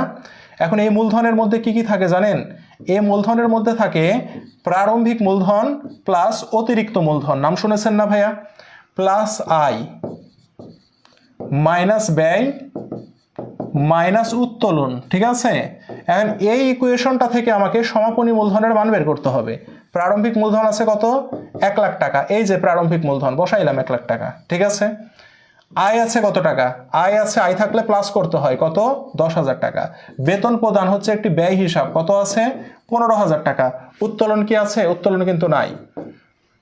তাহলে আমরা 1,10,000 থেকে আমরা যখন 15 বাদ দিয়ে দিব, তাহলে থাকে কত বলেন তো, 1,10,000 থেকে 15 বাদ দিয়ে দিলে থাকে কত, আরে 85,000 টাকা থাকে, তাই না। তাহলে কত থাকে, 85,000 টাকা থাকে, রাইট। সরি, 1,10,000 থেকে 15 বাদ দিলে 95,000 টাকা থাকে, 95,000 টাকা থাকে, ঠিক আছে। এই যে 95,000 টাকা, এটা কি বের হলো, এটা সমাপনী মূলধন বের হলো, ঠিক আছে। যেহেতু আমাকে মোট সম্পত্তি বের করতে বলেছে, দ্যাট মিনস এটি অবশ্যই সমাপনী মোট সম্পত্তি বের করতে বলেছে, ঠিক আছে। তাহলে এবার আসি, এবার আমরা যদি এ সমান এল প্লাস ওই করি যদি, হ্যাঁ, তাহলে দেখেন তো এখানে এল এর মান কত, এই যে দেখেন ব্যাংক ঋণ কত আছে ভাইয়া, ব্যাংক ঋণ আছে 60,000 টাকা। এর সাথে এই যে ওই এর মান বের করেছি কত ভাইয়া, ওই এর মান বের করেছি আমি 95,000 টাকা। এখন এই 60 আর 95 যদি আমি যোগ করি তাহলে কত হবে? 1,55,000 টাকা। আর এই 1,55,000 টাকাই হচ্ছে আমার কি? এটা হচ্ছে আমার সম্পদের পরিমাণ। বোঝা গেছে?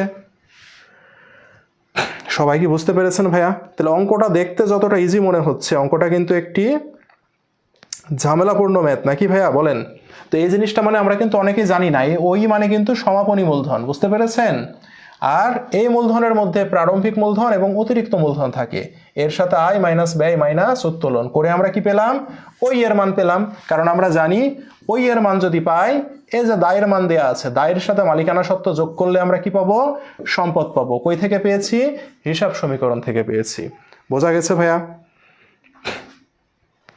তাহলে এগুলো ভুল করবেন না, হ্যাঁ? এরকম কিছু ইনস্ট্যান্ট প্রশ্ন কিন্তু করে দেয়, ঠিক আছে? এগুলো ভুল করা যাবে না।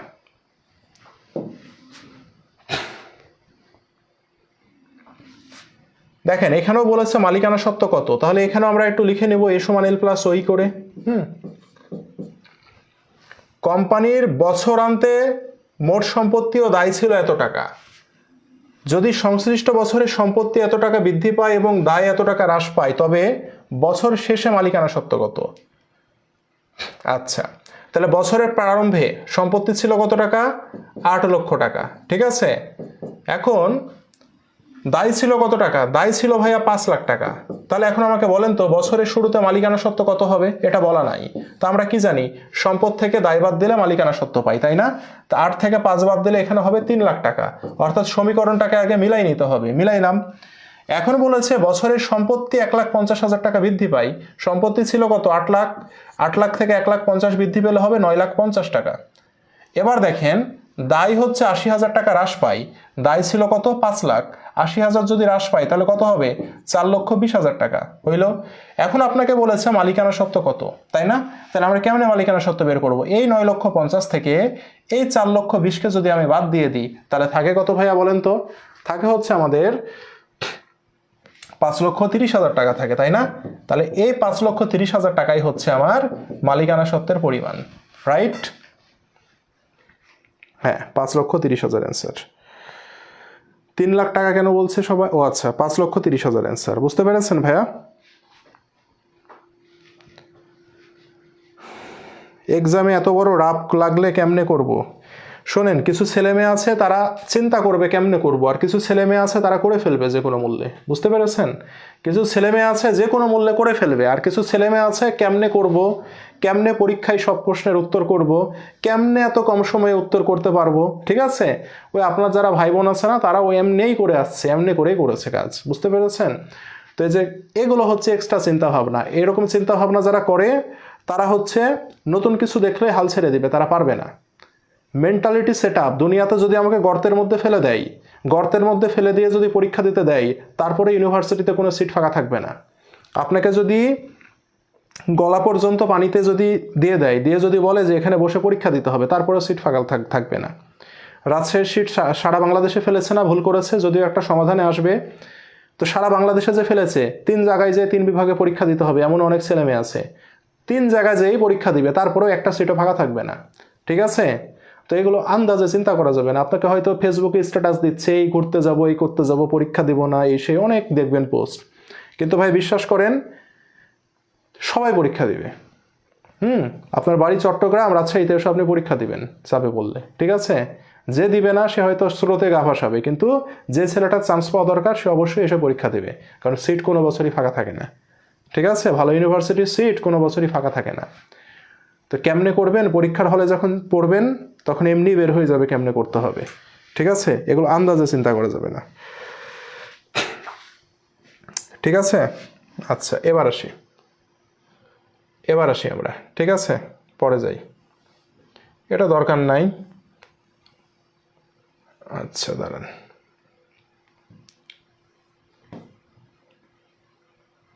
গুচ্ছের একটা প্রশ্ন দেখেন। হ্যাঁ, গুচ্ছের একটা প্রশ্ন দেখায় আপনাদেরকে। দেখেন এই প্রশ্নটা একটু বোঝার আছে ভাইয়া। হ্যাঁ, আমি একটা ফরম্যাট ফলো করতে বলি কেন? এই প্রশ্নটা শর্টকাটে করা যায়, কিন্তু একটা ফরম্যাট কেন ফলো করতে বলি জানেন? কারণ এই একটা ফরম্যাট ফলো করলে আপনার প্রশ্ন কখনো ভুল যাবে না। এক একটার জন্য এক এক রকম প্রশ্ন আপনাকে করতে হবে না, ঠিক আছে? দেখেন এখানে বলেছে 1 জানুয়ারি 2020 তারিখে সম্পত্তির পরিমাণ ছিল কত টাকা? 1 লাখ টাকা, দায় ছিল 50,000 টাকা। 31শে ডিসেম্বর তারিখে 1,30,000 টাকা সম্পত্তি ও 34,000 টাকা দায় ছিল। উক্ত কোম্পানি মুনাফা অর্জন করে কত? মুনাফা অর্জন করে কত? এখন আবার প্রশ্ন হচ্ছে মুনাফাটা মানে কি? মুনাফা কার মধ্যে থাকে? মুনাফা কি ওই এর মধ্যে থাকে না? ওই এর মধ্যে থাকে C plus I minus E minus D. এ যে আই, এ আই মানেই তো কি মুনাফা না ভাইয়া? এ আই মানেই তো মুনাফা, রাইট? এ আই মানেই তো আমার মুনাফা। দ্যাট মিনস ভাইয়া একটা জিনিস দেখেন তো, এই যে আইটা হচ্ছে কার মধ্যে থাকে? মালিকানা সত্ত্বের মধ্যে থাকে, ঠিক আছে? এখন দেখেন বছরের শুরুতে মালিকানা সত্ত্ব কত ছিল দেখেন তো? 1 জানুয়ারি তারিখের সম্পত্তি ছিল 1 লাখ টাকা। তাহলে মালিকানা সত্ত্ব সমান আমরা কি জানি? সম্পদ থেকে কি করব ভাইয়া? সম্পদ থেকে আমরা দায়কে বাদ দিব, 50,000 টাকা দায়কে বাদ দিব। তাহলে মালিকানা সত্ত্ব বছরের শুরুতে ছিল কত? 50,000। এখন 31শে ডিসেম্বর তারিখে 1,30,000 টাকা সম্পত্তি ছিল এবং দায় ছিল 34,000 টাকা। তাহলে শেষে এই বছরের শেষে আমার দায় কত দেখি তো আমরা, সরি মালিকানা সত্ত্ব কত দেখি তো আমরা? 1,30,000 মাইনাস 34,000 টাকা সমান কত ভাইয়া বলেন তো? সমান হচ্ছে ভাইয়া 96,000 টাকা না? এখন দেখেন মালিকানা সত্ত্ব বছরের শুরুতে ছিল 50, বছরের শেষে ছিল 96। ভাইয়া মালিকানা সত্ত্ব বৃদ্ধি পেয়েছে না? কত টাকা বৃদ্ধি পেয়েছে? 46,000 টাকা বৃদ্ধি পেয়েছে না?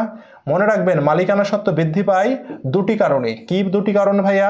নাম্বার 1 মূলধন নিয়ে আসলে, আর আয় হইলে। কি হইলে? আয় হইলে। তো এখানে প্রশ্নে কি আমার চেয়েছে যে কত টাকা মূলধন নিয়ে আসছে? চাইনি। দ্যাট মিনস এটি আমার বিবেচ্য বিষয় নয়। চেয়েছে কি কত টাকা মুনাফা অর্জন করে। তাহলে এই যে দেখেন মুনাফা অর্জন করেছে কত টাকা? 46,000 টাকা, যেটা বৃদ্ধি হয়েছে এটা মুনাফা অর্জন করেছে। আর বছরের শুরুর ওইর সাথে যদি বছরের শেষের ওই যদি কি হয়ে যায়? কমে যায়। সাপোজ বছরের শুরুতে আপনার আছে 1,000 টাকা, বছরের শেষে মালিকানা সত্ত্ব হয়েছে 200 টাকা। তাহলে দেখেন তো মালিকানা সত্ত্ব বেড়েছে না কমেছে? উত্তর হচ্ছে কমেছে। কত টাকা কমেছে? 800 টাকা কমেছে। মালিকানা সত্ত্ব কমে দুটি কারণে। নাম্বার 1 ব্যয় বা ক্ষতি হইলে, আর নাম্বার 2 হচ্ছে উত্তোলন করলে। কি করলে? উত্তোলন করলে। ঠিক আছে? তাহলে ব্যয় বা ক্ষতি কত টাকা, উত্তোলন কত টাকা, এগুলো যদি জিজ্ঞাসা করে তাহলে আপনাকে মালিকানা সত্ত্ব নির্ণয় করতে হবে। মালিকানা সত্ত্ব নির্ণয় করে দেখবেন যতটুকু কি হয়ে যাবে? হ্রাস পেয়ে যাবে। এ হ্রাস পাওয়া মানে উত্তোলন অথবা ক্ষতি হয়েছে, আর বৃদ্ধি পাওয়া মানে মূলধন নিয়ে আসছে অথবা আয় হয়েছে। আমি কি বোঝাতে পেরেছি ভাইয়া? তাহলে এটার উত্তর হবে কত? 46,000 টাকা। ক্লিয়ার? ঠিক আছে? সবাই কি বুঝছি আমরা?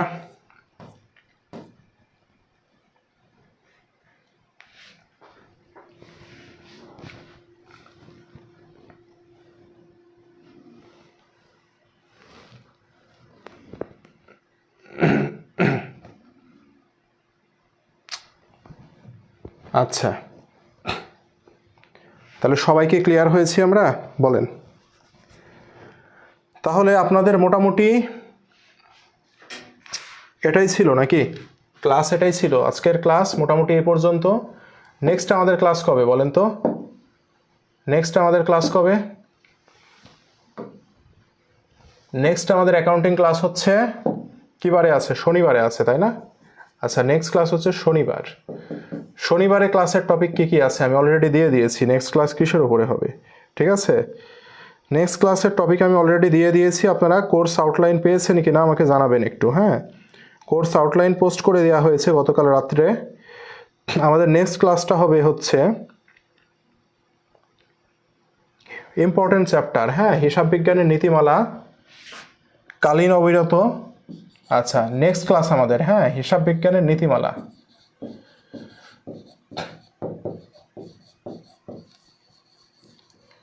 ঠিক আছে, হিসাব বিজ্ঞানের নীতিমালা, কালীন অবিরত পদ্ধতি,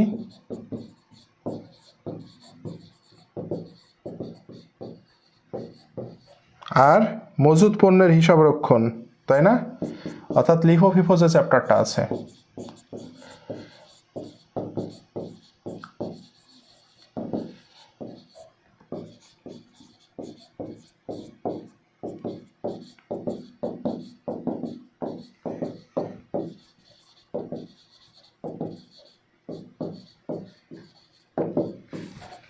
এটা হচ্ছে আমাদের নেক্সট চ্যাপ্টার পড়া, ঠিক আছে ভাইয়া? তো বলেন, ওভারঅল ক্লাসের কোনো প্রশ্ন, কোনো জানা কোনো কিছু আছে কিনা বলেন, বলেন কোনো কিছু জানা আছে ভাইয়া? অতিরিক্ত মূলধন দিলে মালিকানা হতে পারে, হ্যাঁ পারে, সমস্যা কি? আপনি যেগুলো পড়াচ্ছেন এগুলো কি আপনার পিডিএফ পড়লে হবে নাকি অন্য বই পড়তে হবে? আপনার যেইভাবে পড়তে ভালো লাগে আপনি পড়েন, সমস্যা নাই। যদি মনে করেন পিডিএফ পড়বো সেটাও হবে, অনেক কথা বলেছি নোট করেছেন না? যদি মনে করেন নোট করব সেটাও হবে, নোট করে এই রিলেটেড প্রশ্ন প্র্যাকটিস করতে হবে, ঠিক আছে? এই রিলেটেড প্রশ্ন প্র্যাকটিস করতে হবে আপনাকে, ঠিক আছে? ক্লিয়ার? হ্যাঁ হ্যাঁ, 2/10 নগদ বাট্টা, এই শর্ত দেয়া থাকলে এটা নগদ বাট্টা। হ্যাঁ, এই শর্তটা হচ্ছে নগদ বাট্টার শর্ত, ঠিক আছে? এটা হচ্ছে নগদ বাট্টার শর্ত, ঠিক আছে? কারণ টাকা পরিশোধের সাথে সম্পর্কিত, এটি হচ্ছে নগদ বাট্টার শর্ত, ঠিক আছে? এটা হচ্ছে নগদ বাট্টার শর্ত, ক্লিয়ার? এটা নগদ বাট্টার শর্ত।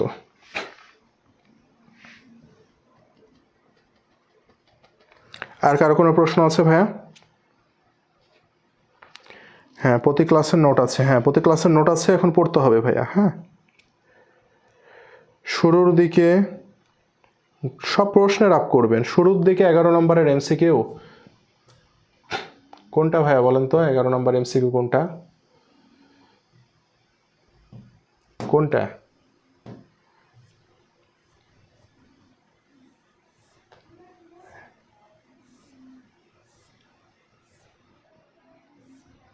এগারো নম্বর এমসিকিউ না 11 নম্বর এটা? কোনটা? এটা? এটা নাকি শুরুর দিকে 11 নম্বর কি এটা?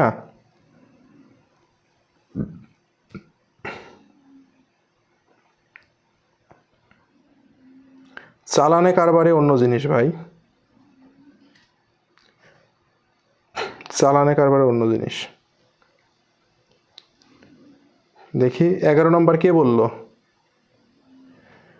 শেয়ার ইস্যু করলে শেয়ার মূলধন কেন বাড়ে? আপনি যে ক্লাস 9-এ ভর্তি হবেন, শেয়ার ইস্যু কেন করা হয়? শেয়ার ইস্যু করা হয় মূলধন সংগ্রহের জন্য। শেয়ার বিক্রি করলে শেয়ার হোল্ডারদের কাছ থেকে টাকা সংগ্রহ করবেন, মূলধন বাড়ে এই কারণে। বোঝা গেছে? ক্লাস 9-এ ভর্তি হওয়ার তো দরকার ভাই, এখান করে এমন করলে বলেন কিছু মনে নিয়েন না। ফিনান্স দ্বিতীয় পত্র থেকে এমসিকিউ প্রথম পত্র থেকে বেশি দেবে। হ্যাঁ, আগের নোট পড়লে হবে। এটা না কোনটা বলেন তো ভাই? অফলাইন পরীক্ষা দিবেন? কেমনে অফলাইন পরীক্ষা দিবেন বলেন তো?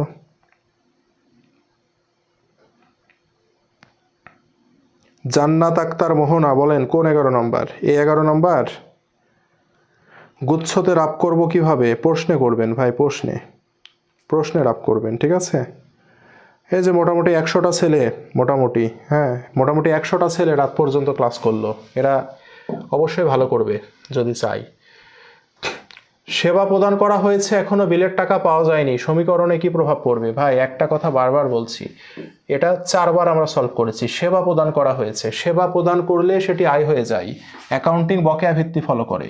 আপনি যখনই সেবা প্রদান করে দিবেন তখনই সেটাকে আয় হিসাবে লিপিবদ্ধ করতে হয়, ঠিক আছে? সেজন্য এই যে দেখেন সেবা আয় নামে লিপিবদ্ধ করলাম, তার মানে কি সেবা আয় বৃদ্ধি পেল। আয় বৃদ্ধি পাওয়া মানে কি মালিকানা সত্ত্ব বেড়ে গেল। বলেছে বিলের টাকা এখনো পাওয়া যায়নি, টাকা পাননি মানে কি সেটি বকেয়া আছে, সেটা কি আছে? বকেয়া আছে, সেজন্য বকেয়া সেবাই কি হবে? বকেয়া সেবাই।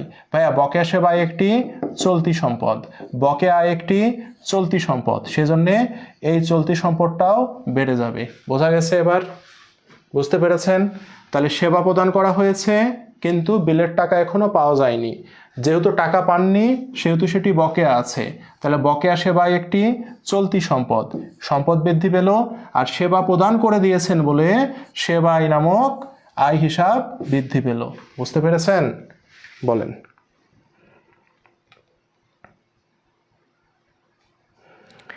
কিছু মেয়েও আছে, ওদের নাম না বললে আমাদের দোষ দিবে। চালানে পণ্যের মূল্য মানে কি?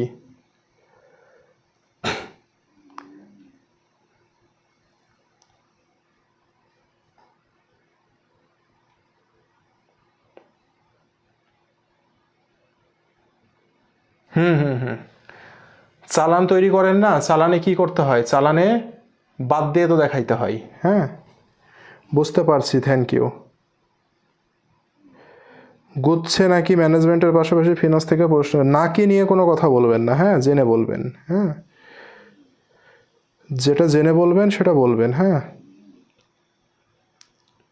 পরীক্ষা কখন নেবেন? পরীক্ষা নিব, একটু ধৈর্য ধরেন, পরীক্ষা নিব। অলরেডি এগুলোর পরে অনেক পরীক্ষা আছে ওয়েবসাইটে, দিতে পারবেন। হ্যাঁ, পরীক্ষা নিব, পরীক্ষা এখন নিব একসাথে অনেকগুলো। হ্যাঁ, এখন আপনাদের যে পরীক্ষা দিতে হবে 2-3টা ক্লাস করে একসাথে পরীক্ষা দিতে হবে, বুঝছেন? এখন আর ওই টাইম নাই যে প্রতি চ্যাপ্টার ওয়াইজ পরীক্ষা দিব। চ্যাপ্টার ওয়াইজ পরীক্ষা দেওয়ার সময় শেষ। এখন অনেক বেশি বেশি করে পরীক্ষা দিতে হবে, বুঝতে পেরেছেন? কয়েকটা চ্যাপ্টার একসাথে হইলে পরীক্ষা দিতে হবে, ঠিক আছে?